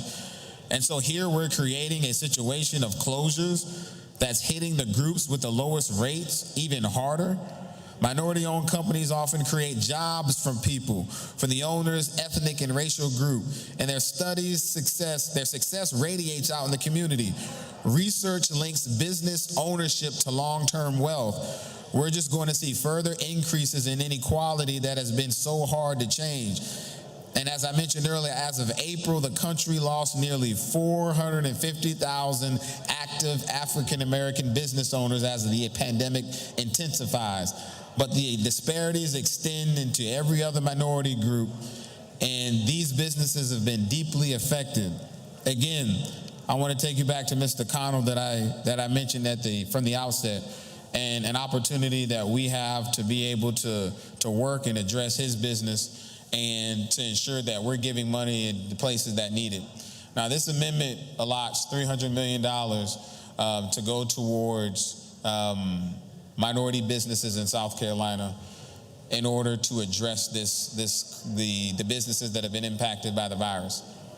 Now, that number just didn't come out of air. The number came in consultation with a number of groups when we tried to come up with, one, how do we give a dollar figure, a numeric figure to the impact that the virus has had on businesses? Well, we know across the country, 41% of them have had to shut down. We know that minority businesses represent about 83,000, or are represented around 83,000 on the state level. And so using some of the figures that we already have, what will it take to get them to be players in the economy? I assure you, if you look at that approach and use it, that if we stimulate these businesses and get them to be active participants in our economy, then I think we will see the kind of effect that's going to lead them to continuing to spend in their dollar, and that's going to only enhance us as a state and really bring us into a good position. And so I'll end with this little story just to get this body to understand the moment that we have and the opportunity that we have, which is this. It's a story about an old wise man. An old wise man and a young boy. A boy who came to this wise man because he wanted to prove a point. And the young boy went to the wise man who lived in the village. Everyone knew that he had the wisdom of Solomon. And the young boy came up with this plan to trick the wise man, because he knew that if he were to come to him to try to get something, he would be able to assure that he got it done. And so the young boy said to the wise man, this plan was he was going to present him with a couple of options. And he was going to come to the wise man with his hands tied behind his back, or his hands behind his back. And he was going to ask the wise man, I have a bird in my hand. Is the bird dead or alive? And the wise man, in the boy's mind, would answer, if he said the bird was alive, then he would crush the bird and the bird would fall to the ground. But if the wise man said the bird was alive, the dead, then he would let the bird fly away. And so the boy, with this plan in his mind, he went down to the village and he said to the wise man, "Is the bird that I have, is it dead or alive?" And he had his hand behind his back. And the wise man said, "Well, the answer is in your hands." And ladies and gentlemen, we have the answers to so many of the problems that we're dealing with as a state. The answer is in our hands. If we want to address the impact that this virus has had on black businesses, the answer is in our hands. If we want to ensure that Mr. Kano, who's a health worker, and people like him across the state who understand that the state has an obligation to take care of those needs, especially those that have been disproportionately affected, the answer is in our hand. It won't be easy, but the answer is in our hand. And so I'm asking this body to understand the position that we're in, to recognize the moment that exists in this country, and to, as my dear friend would say, walk with me and try to get to a point where we are able to address these issues in a meaningful way and do something about businesses that have been disproportionately affected by the virus. My biggest thing is I don't want to leave folks out. Let's not leave folks out. With that, I'll yield to any questions with the remaining time that I have. Mr. Moore is recognized for a question.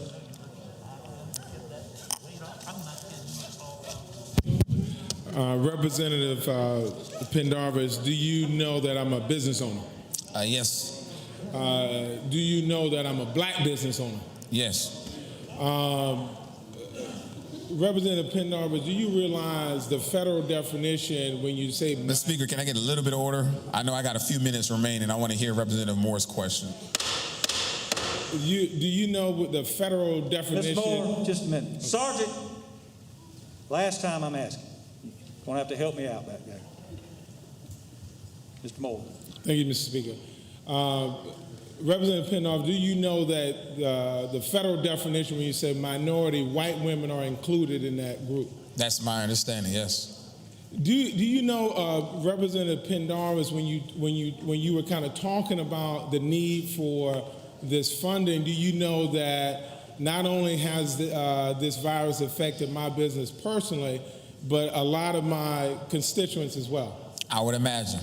Do you know when you were talking about the gentleman from out of state, I was thinking about Howard's Barbershop in my district. Okay.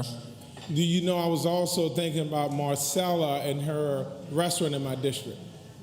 Do you know when you were having this conversation and you were talking and people weren't listening, that you were talking about almost pleading with our Republican colleagues to do the right thing? Yes. But do you know that we should not have to plead with our Republican colleagues to do the right thing, that these funds are the funds of all South Carolinians? Correct. And did you know that it just makes good economic sense to invest in small black businesses? Did you know that? It does. I'm trying to plead the case. It makes so much sense. Do you know that too often what we found with PPP money and the other SBA money, that black businesses had so many barriers even with their financial institutions? Especially the financial institutions. We have to make sure that we're supporting these CDFIs that have had a history of investing in black communities. It's a conversation for another day, but I hope the body hears me, because we've got some conversations that got to be had, and I appreciate you bringing that point up. It's an important piece. Did you know that almost 30% of this state is black folk? Yes, about 27%. Yeah, so I just think, Representative Pendarvis, this is a great bill. I think we need to get more specific with the focus on African American businesses in the state, but it's a good bill, and I'm supporting this bill because it's a good bill, and you shouldn't have to plead with our Republican colleagues. It makes good economic sense for this state. Well, that's the mantra of the Republican Party, is the economy. And so I try to speak to people where they are, and I hope that when the time presents itself, we can have this economic conversation about the economic case for investment in these kinds of businesses. I think that my friends to the right will appreciate what I have to say to that regard. Thank you. Mr. King, you got about 45 seconds. Thank you, Mr. Speaker. Thank you, Mr. Speaker. Representative Pendarvis, I just have one question for you. Yes, sir. Are you delusional? And I'm getting to a question. I don't because we can sit here and plead all day. They have made up their mind that they're not voting on anything we put up. Did you know that? I suspect, and I've had conversations with of our colleagues about the importance of this issue and the need for us to address it at what they would deem the appropriate time. So I'm hoping that we can revisit those conversations and be sincere in our ability to do that. And with that being said, I know there's a few seconds, but Mr. Speaker, and to the surprise of my colleagues, I'll move to pull the amendment. Thank you. Thank you, Mr. Pendarvis. Mr. Smith.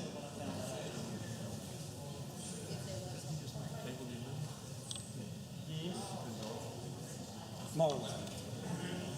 Did you move the table? Ms. Pendarvis moves to table Amendment 3A. All in favor say aye. Opposed, no. The ayes have it. Amendment 3A is tabled. Clerk will read. The next amendment is number 4A by Mr. Pendarvis again. Marvin Pendarvis Sr. again is withdrawn. Clerk will read. As is 5A, Mr. Pendarvis, as is 5A, withdrawn. The last amendment is by Mr. Russell Ott. 6A. Russell, pull that gray one off and put the sterile one on it. Hand the dirty. Thanks, bro.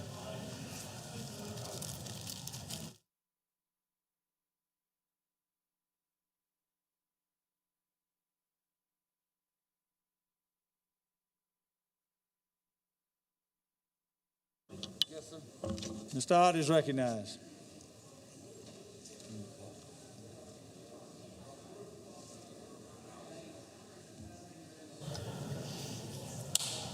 Thank you, Mr. Speaker. Ladies and gentlemen, I know this is the last amendment in the box. Yeah, go ahead and put it in, if you don't mind. I need to do it.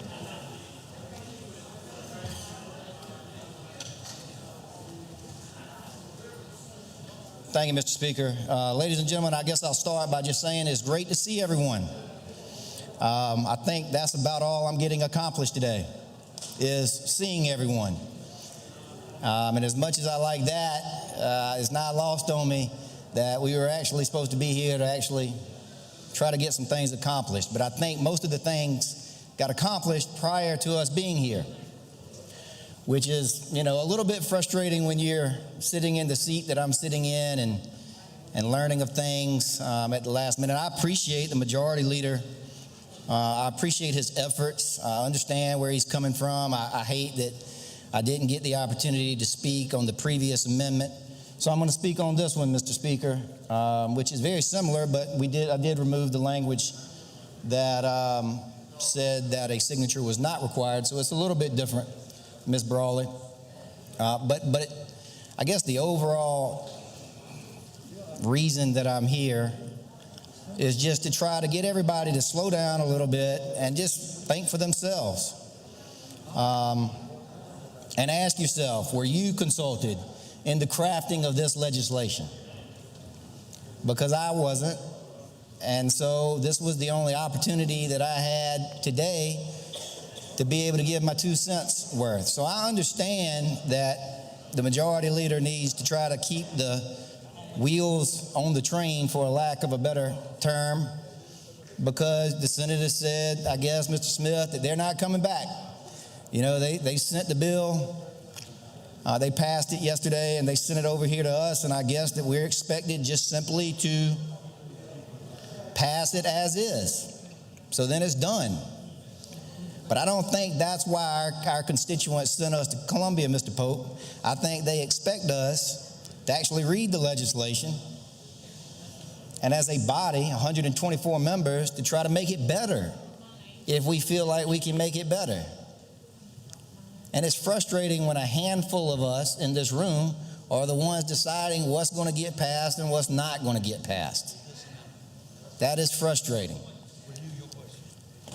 when all you need is a little bit of common sense to understand that the amendment that Mr. Jefferson introduced a little while ago shouldn't have even needed to be done. We should have done it back earlier in the year. But nevertheless, that fell on deaf ears, and so why would we not want to give our election commissions as much head start, as much head time as we can possibly give them to prepare for November? Give them the certainty that they need to be able to put plans and actions in place on the local level. Again, we all know we're going to do it. What are we going to do? We're just going to go ahead and deny someone that has COVID at that particular time, who can't go anywhere, that is quarantined, that can't go into the polling place, or we're just going to say, you can't vote? We're not going to do that. So the point is, we're going to end up, we'll come back, right? Like Mr. Simmerl said, and I'm sure we'll add it, but why would we not do it now? Because that was the plan. And all I'm saying is, just ask yourself, I'm not okay with the plans being derived each and every time without any input from me. I would like to have some input as to what that plan actually is. And all I ask for you to do is to ask yourself that exact same question. Would you like to have input into what goes on in this body? Because if you don't, then what's really the point of us being here? I just don't get it. And for the life of me, what is wrong with saying, Senate, we've made some changes, we'd like for you to consider them, come back in again? I mean, this is a pretty important bill that we're talking about, somewhere in the neighborhood of $1.3 billion. We're in the middle of a pandemic. We have all of these problems surrounding us, swirling us, and yet here we are trying to figure out how fast we can get in and get out without making any real substantive changes. So it's frustrating. So here's another opportunity. The Senate can be mad all they want if we pass an amendment and ask them to come back in. But at the end of the day, that's our jobs, ladies and gentlemen. That is our jobs, is to try to take a piece of legislation and to make it better. And I have great respect for the leadership of this body. But no individual or no handful of individuals is all-knowing at all times. Ever. And so all I'm asking is for an opportunity to contribute. And we've had some great amendments put up today that have fallen on deaf ears because the decision was made way before we ever got to Columbia today. Thank you, Mr. Speaker. I will. Ms. Brawley is recognized for a question. Mr. Ott did not give up the well. Thank you, Mr. Speaker. Mr. Ott, first of all, let me say that I agree with you. Did you know that it costs money for the state of South Carolina to go to court and to fight to keep people away from the ballot? Did you know that? Yes, ma'am, it does. Did you know that ultimately in May, the court decided, a federal judge decided that the witness signature requirement would be deleted and no longer required because of COVID? Did you know we had the opportunity to do that on May the 12th? Yes, ma'am, we did. Did you know that as a result of it being done much later, though expedited by the federal court with money that we spent of the taxpayer, did you know that that gave election offices very little time to turn absentee ballot requests around? It absolutely did, Ms. Brawley, and I think we saw the results of what happens when we give those commissions a small amount of time to get prepared. I mean, we all know it. This, again, Ms. Brawley, you know, this is not news to anyone. We saw what happened. We saw the fact that we had a shortage of poll workers. We saw that. We saw what the condensing of polls across the state actually led to. Y'all saw the lines just like I saw the lines. And why we should expect for it to be any different in November than it was 2 weeks ago, that's a fool's wish. Well, did you know that when we come back, if we wait until September, that we will be once again toward the end of the month before we get anything changed in the law with regard to absentee voting? 1 month, yes, ma'am, that's correct. And did you know that absentee voting starts at least 30 days prior to the November 3rd election?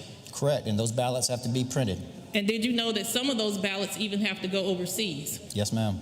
And did you know that many people who requested an absentee ballot, many of them in my own county, as a result of COVID, didn't get it in time and get it back? You know, Ms. Brawley, you're making me now reconsider what I said earlier about us definitely coming back in September and actually passing this. Maybe this is an attempt just to put it off so that we don't have time to get it passed. Or that it may create additional lines in time and people getting frustrated and simply going home. I think there's definitely people that would like to see that happen, to create confusion. Do you know that what we did last month and what the court did at the end of the month only applies to the election that we had on June 9th and the runoff that we had on yesterday? So to be clear, it does not apply to the general election in November. Nor does it apply to the municipal elections that will take place next month. Yes, ma'am. So we have municipal elections taking place next month without the protection of COVID absenteeism. So again, if I happen to have COVID at that particular time and I am quarantined, then I am not going to be able to institute my absentee ballot to be able to send in that vote. I don't know what my option would be at that point. Did you know that many people feel like this is the ultimate voter suppression? Yes, ma'am. Thank you.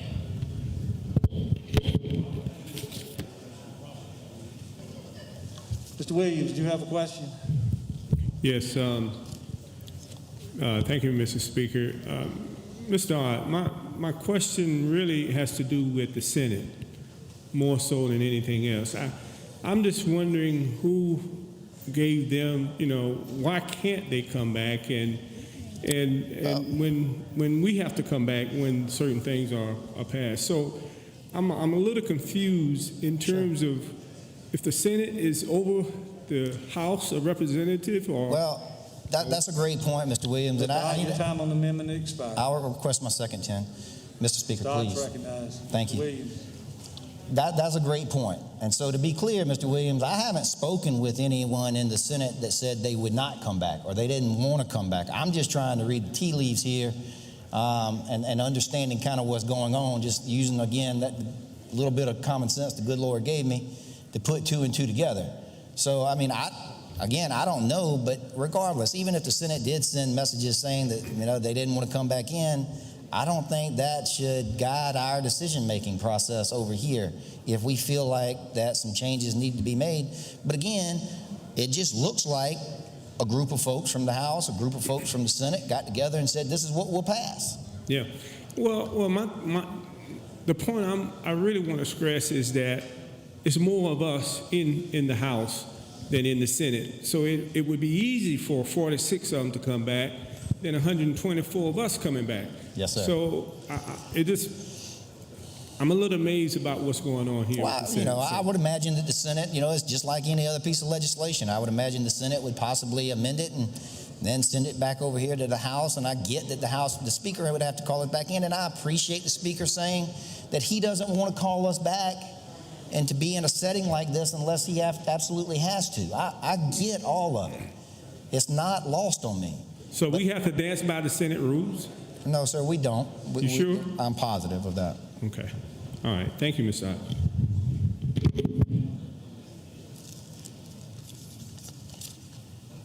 Pending question is the adoption of amendment. What amendment is it? 6 or 7? Adoption of Amendment 6A. Mr. Simmerl moves to table Amendment 6A. Mr. Ott requests a roll call. Don't you, Mr. Ott? No, sir. Mr. Ott does not request a roll call. Mr. King requests a roll call. 9 members second his request. 9 do. Roll call is required. In order, we'll vote on the board. Pending question, tabling Amendment 6A.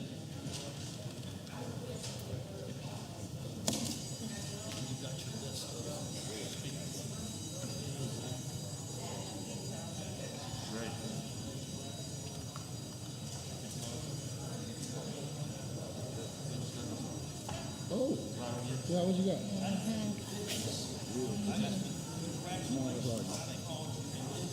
Feet hurt.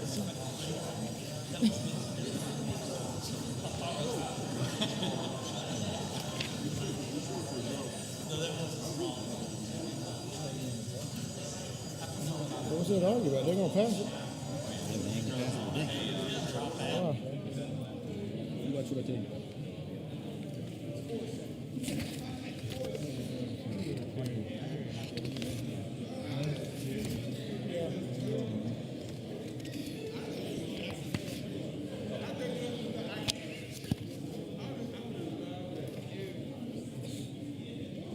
What's up?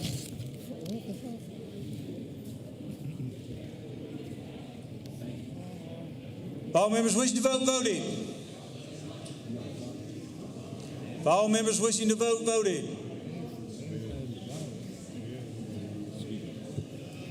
Yes, sir. What's up, brother?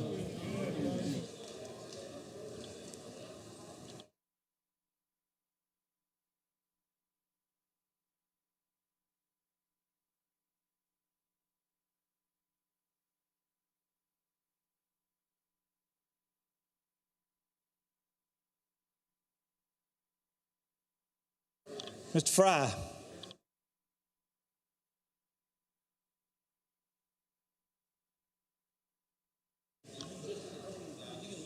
Time's expired. Polls are closed. Clerk will tabulate. By a vote of 69 to 41, the amendment is tabled. Clerk will read. The last amendment now is 7A by Mr. Ott. 7A.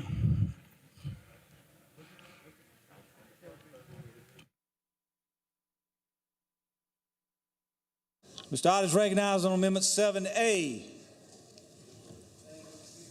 Thank you, Mr. Speaker, and this should be interesting. I'm going to take my time. We've got a little hypothesis going here. Mr. Weeks shaking his head like, you idiot, and he's probably right. Yeah. What are you supposed to do, Mr. Smith? You know, you got to have a little conviction about yourself, I reckon. But anyway, ladies and gentlemen, this amendment, my chairman sitting over here to my left, Mr. Pope, I want to acknowledge the hard work that our committee, our Liability Protection Committee, has put in for 2 different meetings. Worked very hard. See some of the members sitting in the back that the Speaker graciously appointed to this particular committee to try to give liability protection to the business community across the state of South Carolina during this unprecedented pandemic. We've got every single type of business that you can imagine across this state. Small business, large business, our arenas, our concert venues, our colleges, our universities. Mr. Bamberg, for what purpose you rise? Speaker, State your point. I don't believe this amendment is germane to the bill at hand. The bill we're dealing with deals with appropriations, and this is with regards to liability insulation. Mr. Ott, is this the same language of the bill that Mr. Pope put in today that was referred to judiciary? Yes, sir, it is. Clearly relating to COVID-19. I'm not so sure that the allocation of funds has anything necessarily to do. I think the allocation of funds is certainly in the bill that we're debating, but clearly liability protection from the disease that we are allocating funds toward would make sense, and not really understanding why it wouldn't be germane. Well, the question is, are we reimbursing funds? Where in here do we reimburse businesses? Mr. Hill, Mr. Ott is being recognized. I'll come to you next. Mr. Ott, the question I ask is where in this language, because I don't think I've read all of it, but I'm familiar with it, are we reimbursing expenditures? It's not, Mr. Speaker. It's not reimbursing expenditures. Again, I guess I would ask simply why it has to, per se. Well, this is not the budget. I understand that this is an appropriation of dollars from the federal government, but it's not the budget. So, I don't think that it necessarily has to. Well, I think the substantial purpose of the bill, Mr. Ott, is to reimburse expenditures created by the COVID virus. I don't disagree with what you do. I support this. I set up the committee to do exactly that. Mr. Hill, you want to? Okay. I'm going to go ahead and rule. I believe the bill as amended by the Senate concerns the authorization of the CARES Act money for reimbursement of expenses related to COVID-19. Amendment 7A goes beyond the scope of the bill as amended by the Senate and relates to the liability of private businesses during the COVID-19 pandemic. I'm going to abstain Mr. Bamberg's point of order. The amendment is not germane. Clerk will read. 7A is out of order, leaving no further amendments to 5202. Mr. Hill is recognized on the bill.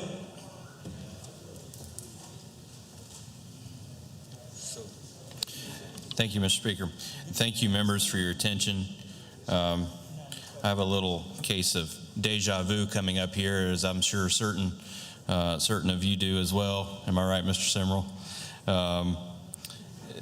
In my case, the deja vu is coming from several years ago, before I was ever part of this body, when I approached my predecessor, my representative at the time. Some of you may remember Representative Bowen, and approached him at a convention, and he came up just very happy about how, and telling us all about how he had gone to Washington, D.C. and lobbied the Obama administration for a $2 billion bailout of South Carolina during the Great Recession. I looked at him square in the eye and told my representative, I did not ask him to do that, and I did not want him to do that. Why? Because we didn't have that money to spend. The federal government, money doesn't grow on trees. The federal government can only get money from printing or borrowing, ultimately, or taxing. In any case, that money ultimately comes back to us to pay the costs of any federal spending. That's no different now. The question here is, what is the fiscally responsible thing to do? And I see myself, in a way, in my predecessor's shoes, and I see myself being asked to vote on an issue which I see as being, although the circumstances are different, nevertheless very similar to the decision that my predecessor made. And the question for me is, what is the fiscally responsible thing to do? And the question is, how would my constituents view this decision? I believe my constituents would want all of us to do the fiscally responsible thing, just as your constituents would also want you to do the fiscally responsible thing. So what is that?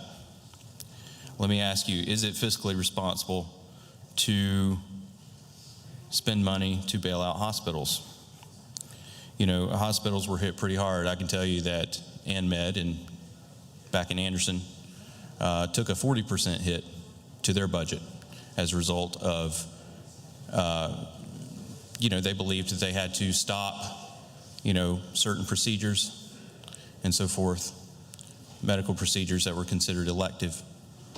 And as a result, as we all know, across the state, access to care for a wide range of issues were hindered. I know of situations where Crohn's disease patients, for instance, had to wait weeks to get treatment.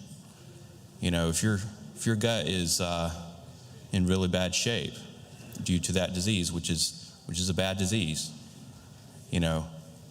what the medical industry may consider to be less essential may be pretty essential to you. And I just give that as one example. Is it fiscally responsible? And let me just point out one other thing on that. Take that off and put this on here. I'm sorry. Thank you. Is it fiscally responsible to take taxpayer funding, which ultimately this does come from the taxpayers, even though it comes by way of the federal government? Is it fiscally responsible to take taxpayer money and give to private companies? Many of these hospitals are private companies.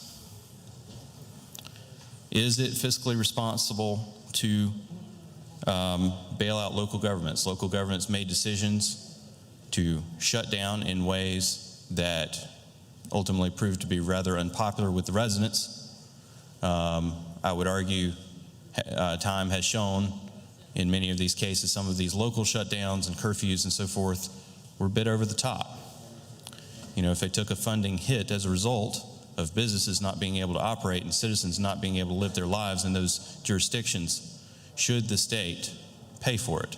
Should the federal government pay for it? Should the taxpayer pay for it? Is that fiscally responsible? And I would also ask you, is it fiscally responsible to bail out the governor? The governor, created the shutdown. It was his decision. It was his call. He kept extending it 15 days at a time. I've lost count how many times he's renewed the shutdown. And technically, we're still in that state of emergency. Is it fiscally responsible to do that? You know, the single biggest expenditure authorization in this bill is the unemployment system. The unemployment system is to receive $500 million. Now, question, does this fully reimburse the unemployment system? I believe that does go a long way in that direction. But you know, the unemployment system is still bleeding. I'm still having to help constituents who applied for benefits, got caught in the system, never heard back. These are people who applied back in February, March, April, just had another request today. And the folks at DEW are doing the best they can with the volume of requests and have been very kind and patient in working through these issues, and mostly we've been able to get these things resolved.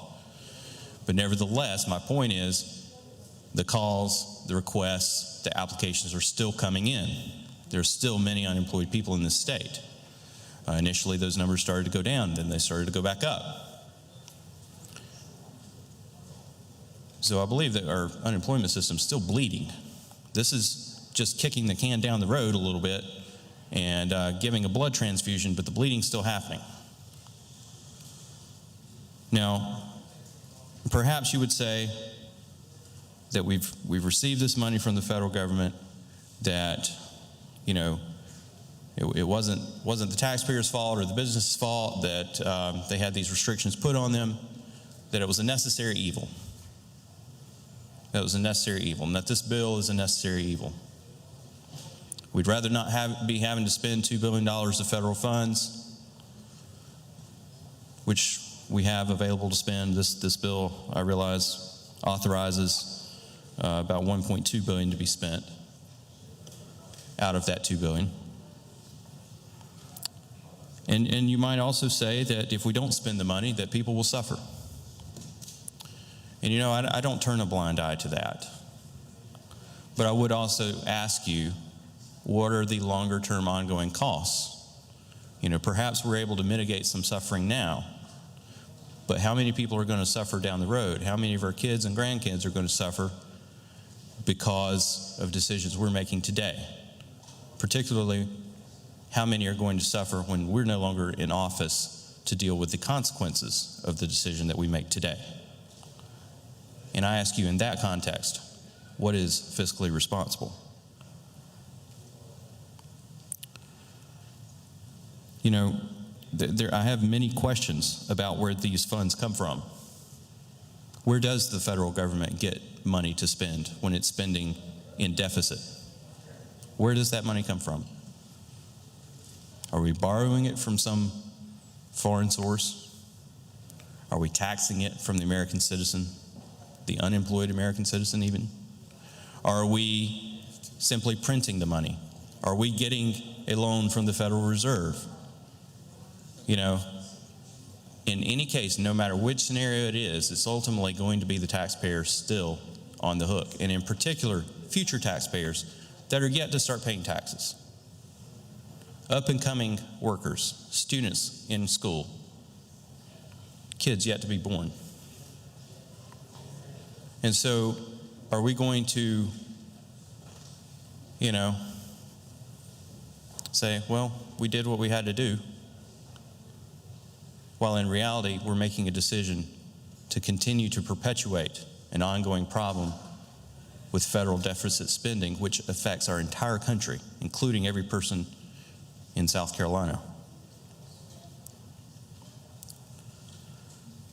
Then there are some other costs that we need to consider here, not just the financial ones and the economic ones, but we also need to consider the costs of suicide as a result of the shutdown. No amount of federal CARES Act funding will ever compensate for the loss of life.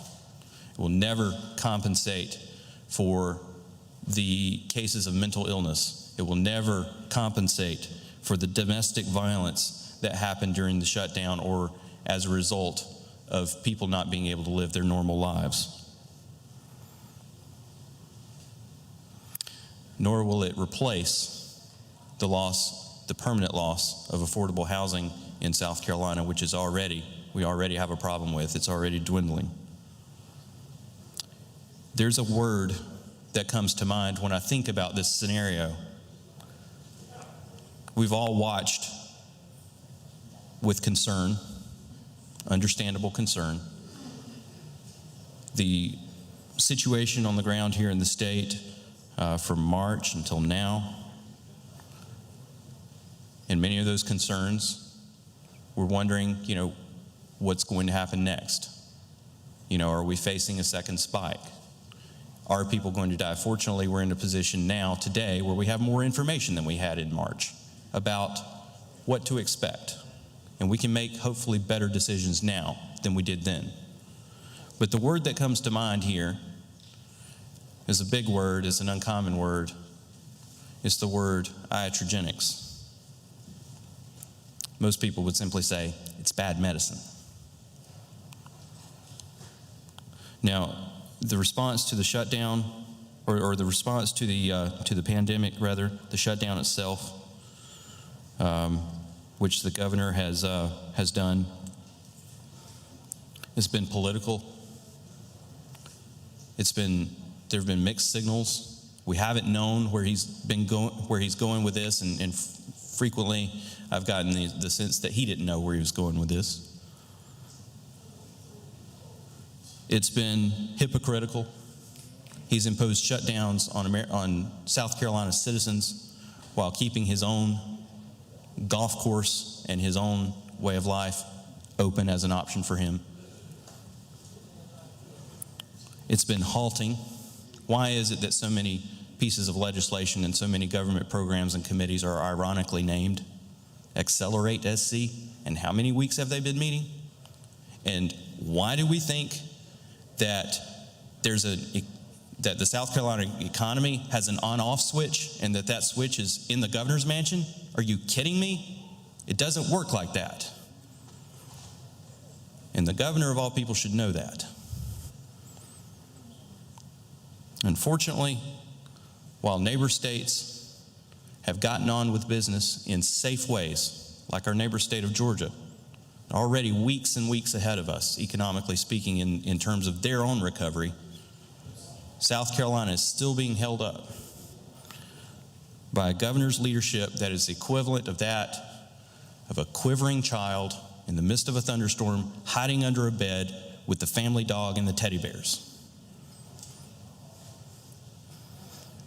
The governor has demonstrated weakness, he's demonstrated uncertainty, he's demonstrated bad judgment.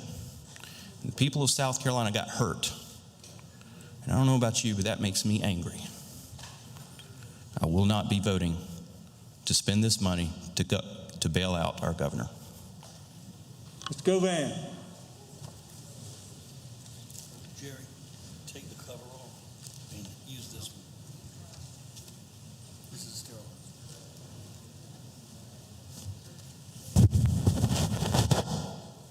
Thank you, sir.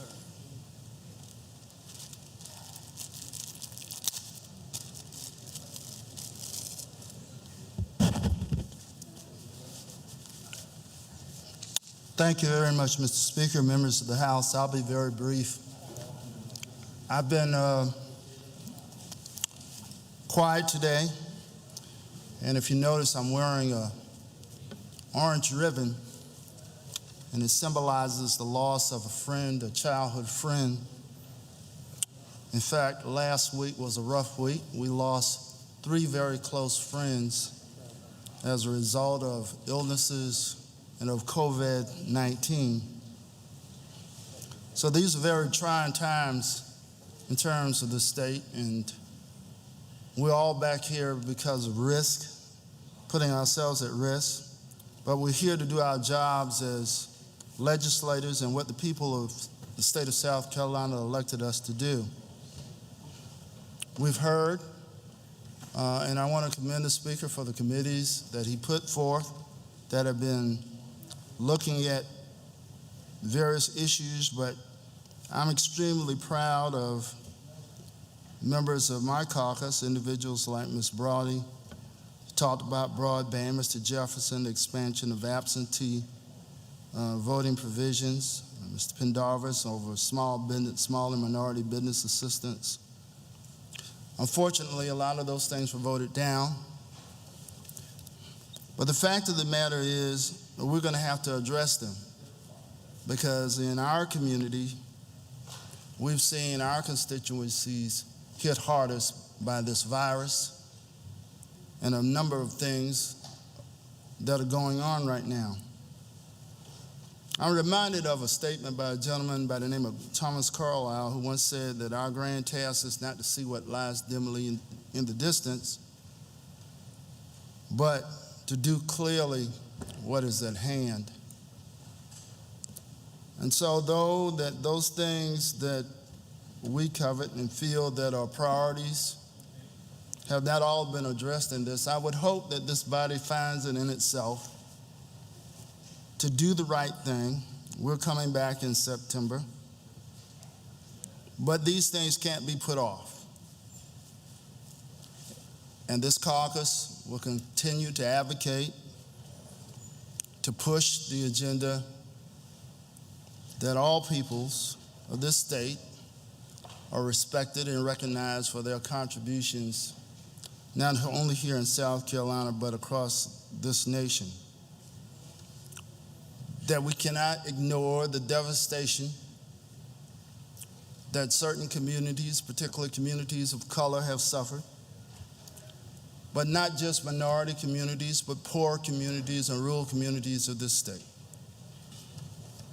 And so I ask, as some of you have been granted an extension, the opportunity to return to this body, winning your primaries, and others of us who are looking at elections in November. But the fact of the matter is we still have a responsibility. And so I would encourage us to dig deep and look deep within ourselves. And remember, it's not about us, but it's about the present and also in terms of future generations. And that the decisions we make today are going to impact our tomorrow. The Speaker, just thanking you for this opportunity just to say those few words.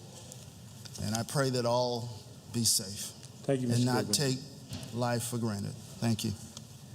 Ms. Cobb Hunter.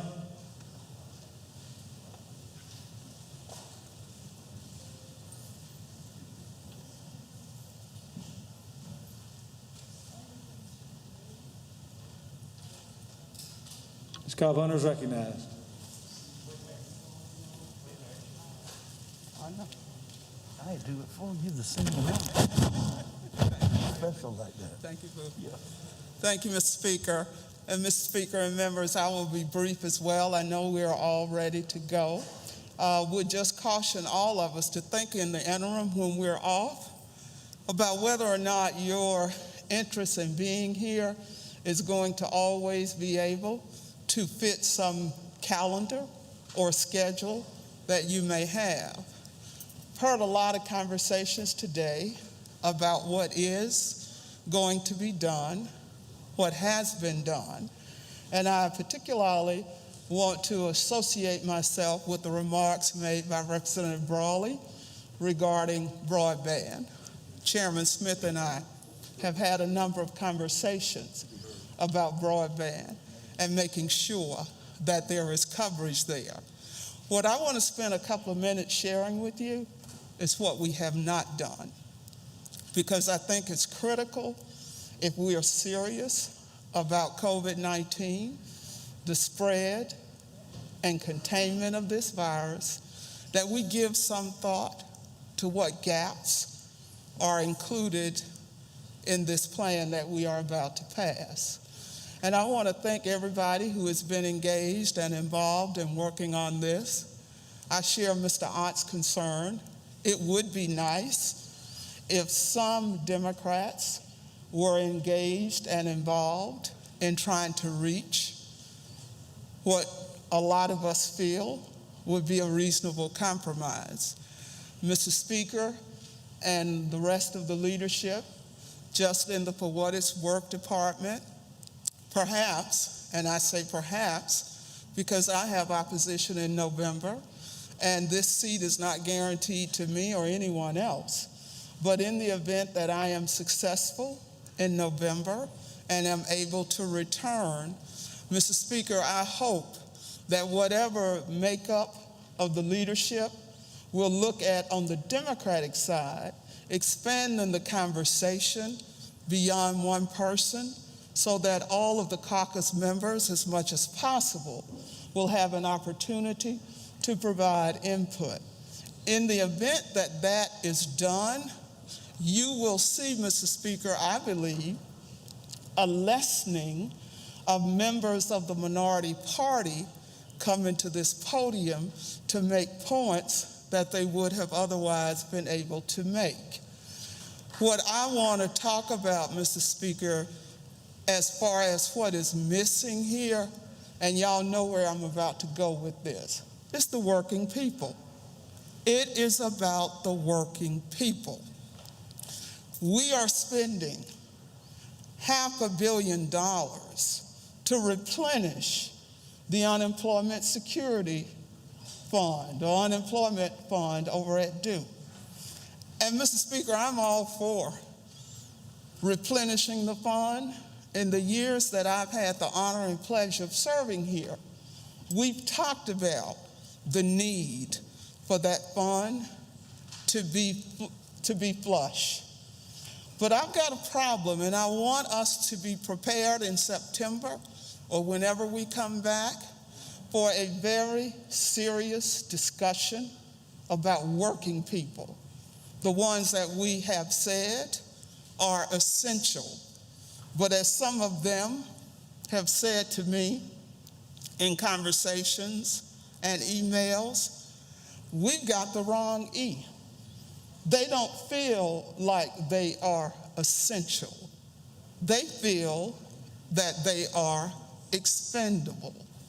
And that's a problem when we've got men and women working hard in the private sector as well as the public sector in this state who believe that we simply don't care about them.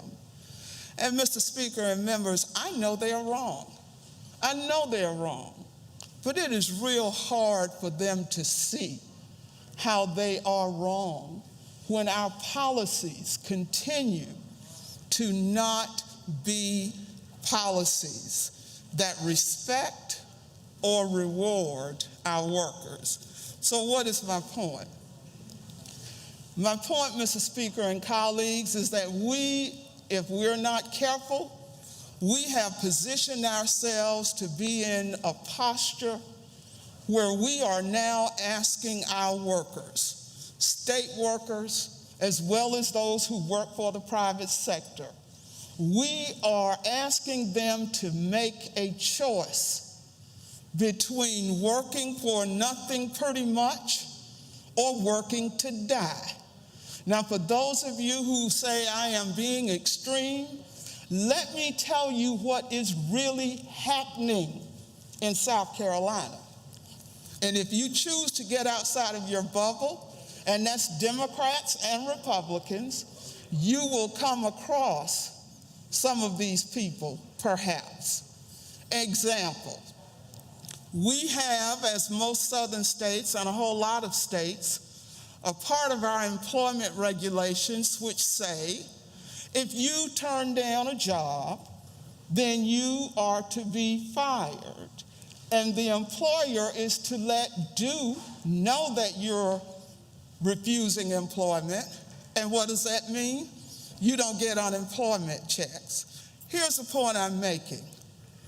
We are not preparing workers, essential workers, with personal protective equipment. We have people working in grocery stores, We have people going to these restaurants, working in these restaurants and hotels, cooking, cleaning, doing the things that essential workers do, and they are not protected. There have been instances in a restaurant in South Carolina where a worker was told, "A mask makes my customers uncomfortable, and so you can't wear your mask." So what is that worker to do?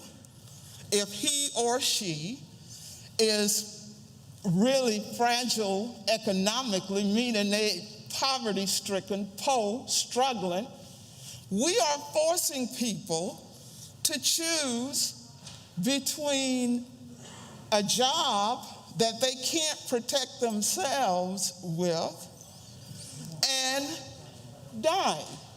And I'm glad some of y'all are in here blessed and highly favored, and you don't know any poor people. And if you ever knew them, you've forgotten about them, including the ones in your family. I'm here to tell you that when we come back here in September, Mr. Speaker, we need to take the blinders off. We need to stop looking through these rose-colored glasses, and we need to decide that we are going to do something for these essential workers. The reason it is important, colleagues, is because we are spreading this virus all over the country. I don't know if y'all heard the latest story, aside from Governor Cuomo saying he's thinking about not letting people from South Carolina. Remember when y'all were all bold and big and New York people? You gonna stop them at the border? Well, guess what? In New York, they are considering stopping us. But this is a story that I hope some of you have heard. This is a story about a group of teenagers from the state of Ohio who came to Myrtle Beach for a spring break or a vacation or whatever. And there were a group of them. The county, the community that they came from had been successful because they were wearing masks, they were washing their hands, they were practicing physical distance. These young people came to Myrtle Beach and went back to that Ohio community, and guess what they brought back from South Carolina? COVID-19. That community now is dealing with the results of their kids coming here on vacation and coming back. But that is not the point I want you to hear. The point I want you to hear, Mr. Speaker and members, is about those people who come to Myrtle Beach, to Hilton Head, and all of these other resort communities, and clean up these rooms, the invisible, essential people that y'all don't notice, who clean up these rooms, who cook your meals, and who do all of the other things that need to be done, that have to be done, so that you feel what? That things are back to normal. The reason I raise this issue for you is because forget about, are we in the peak? I remember when we first started talking about this in my caucus, and people were like, well, the hospital utilization rate is down. And I responded then, and I respond now, so what? We did not have a robust testing program here in South Carolina. We just started testing people. And now we have to deal with this notion that our numbers are going up because we are testing people. Y'all, get real. That's not why our numbers are going up. So I'm just telling you that if you think this thing is not serious, I'm standing here telling you that in the district I represent, when I open the newspaper almost every day, there are death notices of people who I know, who I have worked with, who are no longer here. A lot of those people were essential workers. It's time for us to stop thinking so much about protecting businesses, because I'm all about that. But since we were so ready to reopen this state and reopen our economy, the least we can do, in my view, is to protect those workers, those invisible people who y'all don't pay attention to. The least we could do, Mr. Speaker and members, is provide some protection for them. So when we come back here in September, I am hopeful that whatever conversations need to be had before we get here are had, so that when we get here, people can rest assured that at least in the South Carolina House, we understand the connections between this virus and everything else that is a part of our life. And so, Mr. Speaker, I appreciate the opportunity to be here. I would close my comments, Mr. Speaker, by imploring you and the leadership of this body, the leadership of the Senate, to give some thought to what some other state legislatures have figured out, and that is how to do this work remotely.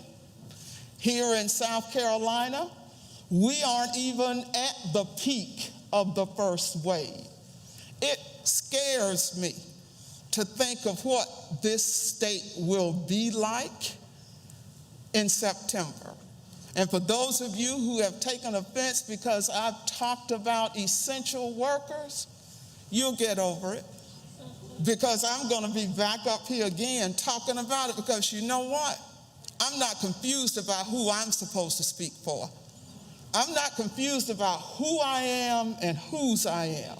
And because of that, I have the strength sometimes, most times, to say what needs to be said, because it just needs to be said. And after all, if you aren't going to give voice, then why are you here?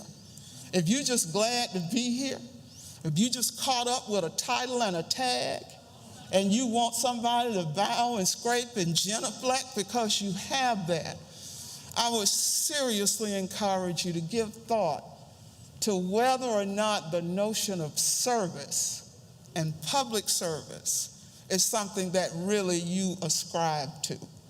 And so, Mr. Speaker, thank you for the opportunity. I appreciate the patience that y'all have always shown me. And I know that most of the time you disagree with what I'm saying, and that's fine too, because that's the beauty of living in this country, where each of us has the right to believe what we want to believe. I would just encourage all of us to, when we disagree, to be respectful and agreeable in our disagreement. Always know, for me, this ain't personal. This is business. And the business that I'm in says I got to be serious about what I do here. I'm not here for socializing.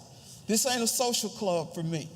This is life and death for a whole lot of people who look to loudmouths like me. And so for the corner over there that is so taken with what I'm saying, forget about it. Thank you, Mr. Speaker. Appreciate it. Thank you, Ms. Copeland. Mr. Mack?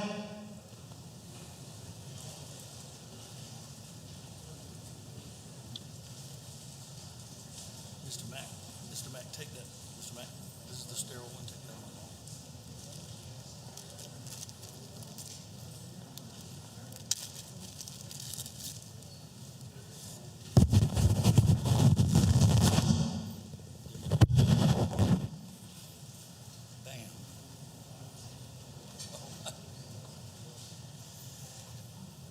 Mr. Speaker, thank you. I'm going to be very brief. First of all, I echo everything my colleague, Representative Carl Hunter, said. It reminded me of during the Confederate flag debate, the very first one, 20 years ago, somebody in the body said, Representative David Mack,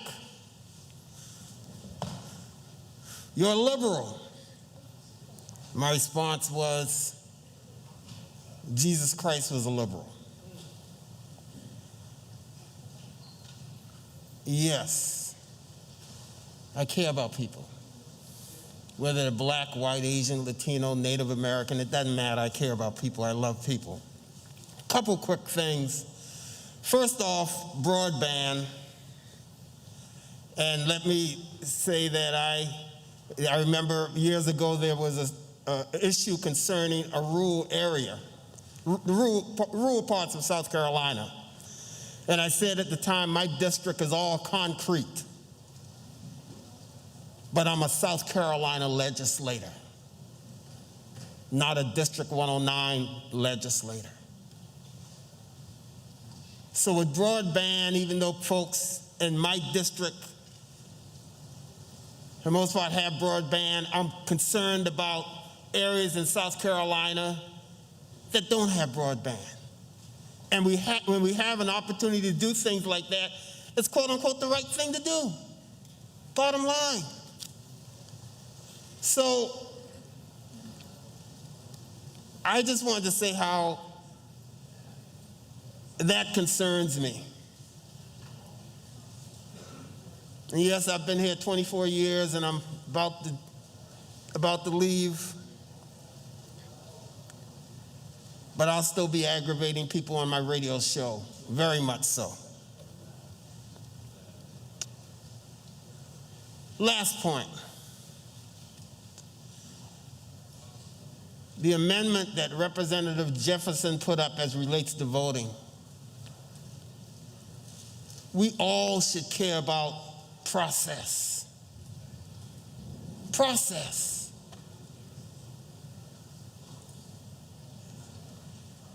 One man, one vote. And, you know, we use man, the term man or woman. One person, one vote. It seems like today it's $1, one vote. With dark money and what have you. One person, one vote. The process. What's wrong with ensuring that everybody gets an opportunity to vote? This thing is not going away in a week and a half. COVID is not going to be better in a month and a half. To use a cliche, it's going to be a minute. So why not put a process, and the point was made earlier, that folks have the opportunity to vote, and they know they have the opportunity to vote. They know they're going to be able to vote. What's wrong with that? Why is that bothersome? It drives me nuts when I look at the state of Kentucky and they've closed all these voting areas. And yes, they're usually in black neighborhoods. Georgia just went through that also. And I'm sure it's a coincidence, but it happened to be only in black neighborhoods.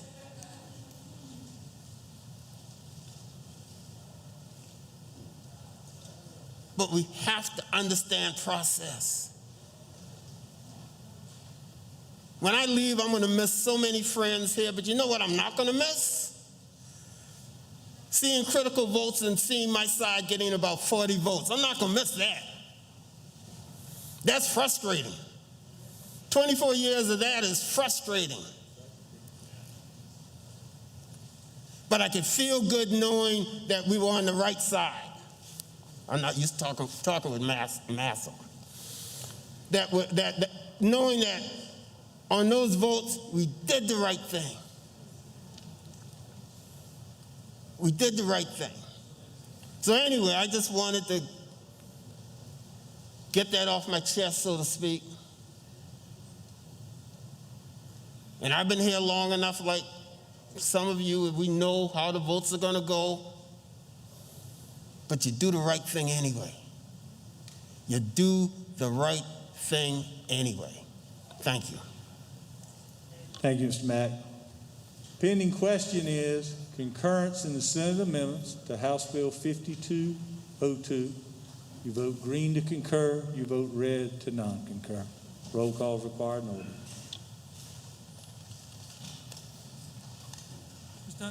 Mr. Hosey, did you have an adjourned in memory? House will be in order during the roll call. Thank you, Mr. Speaker.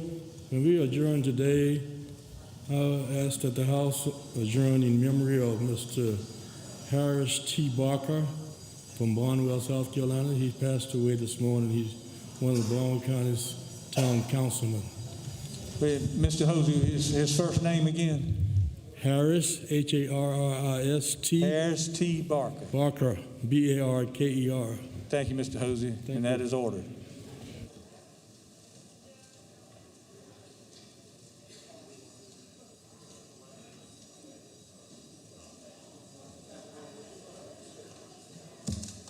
Do we have a message to read on Brandy Pinkston?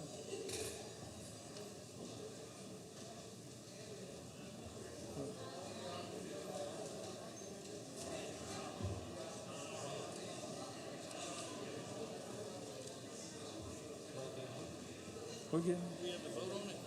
Yeah. We don't have to vote on it, do we? Yeah. Got it in his hand. Charles, do we have to vote on this? State Ethics Commission? Oh, no. Yeah. Merle, I'm going to recognize you. All right, members, after this vote, I'm going to need you to stay around a few minutes. We have a confirmation on an appointment to the State Election Commission. Mr. Smith's going to explain that. We'll close the roll call out here. We got about 10 seconds. If you haven't voted, please vote.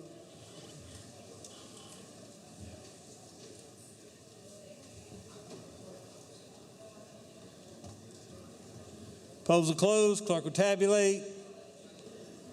By 109 to 2, the House concurs in the Senate amendments to House Bill 5202. I'll ask Mr. Cromer to read. Communication, statewide appointment on the Ethics Commission at large, Brandolyn Thomas Pinkston.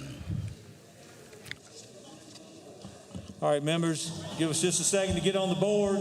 This is the House confirming the appointment of Brandolyn Thomas Pinkston to a 5-year term on the Ethics Commission from April 1, 2020 to April 5, 2025. Mr. Smith is recognized to 1, explain the appointment, and 2, take any questions if there are any. Mr. Smith. Thank you, Mr. Speaker. And ladies and gentlemen, if I have your attention quickly, and on your desk is Brandolyn Pinkston's resume, so please refer to that. I'm not going to review it, but I think most of you who have been over here a while know her and know her well. She's been a fixture in state government for a long time and a very fine person and a great public servant to us in the state of South Carolina. So today, the House Ethics Committee is submitting a favorable report on Brandolyn Pinkston, the governor's at-large reappointment to the State Ethics Commission. It needs to be voted on by the entire House today. She will have a 5-year appointment, and the House Ethics Committee screened her this morning. She has previously served a 3-year term on the State Ethics Commission, and now she's eligible for reappointment one more time for a 5-year term. So we have given a unanimous favorable report on her position and asked that the House vote in favor of submitting her nomination to the governor. Thank you, Mr. Smith. Pending question is confirmation of the appointment of Brandolyn T. Pinkston to the South Carolina Ethics Commission. Roll call is required. We'll vote on the board.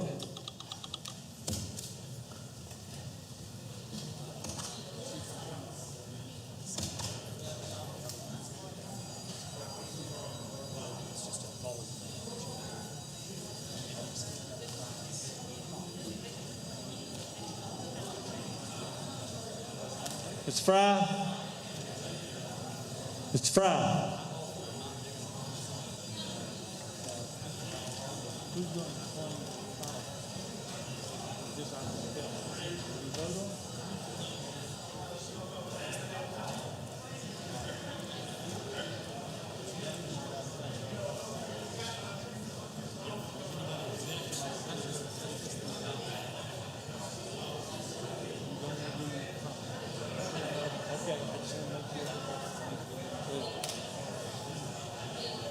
If all members wish to vote, voted. An objection to cutting the roll call short.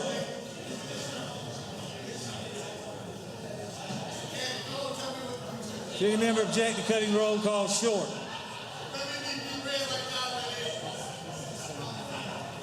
Polls are closed. Clerk will tabulate. By a vote of 107 to 0, Brandon T. Pinkston is confirmed. His appointment to the Ethics Commission. Clerk will read. Senate 977 is a simple adoption of the Code of Laws, volumes. All right, members, this is the adoption of the revised code, volumes 11A and 20. Mr. Murphy moves that it go without reference. Is that correct? Is there objection? Hearing none, so ordered. Concurrent resolution is 1239, fixing noon, Wednesday, September 23 is the date to meet a joint session to elect successor members of the Department of Employment and Workforce Appellate Panel and other terms. Adopted.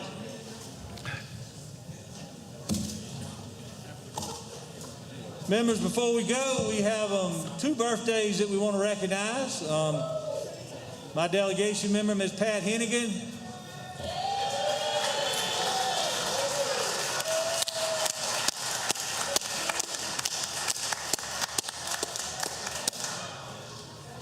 And the other is walking up the aisle now, the Honorable John King. Happy birthday, John.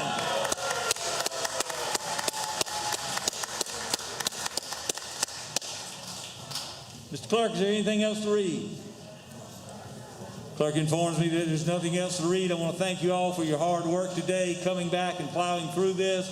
That being said, Mr. David Mack moves that the House do now adjourn. All in favor say aye. Those opposed, nay. The ayes have it. Thank you again. They're done. You know it ain't no role you do. Mr. Willis.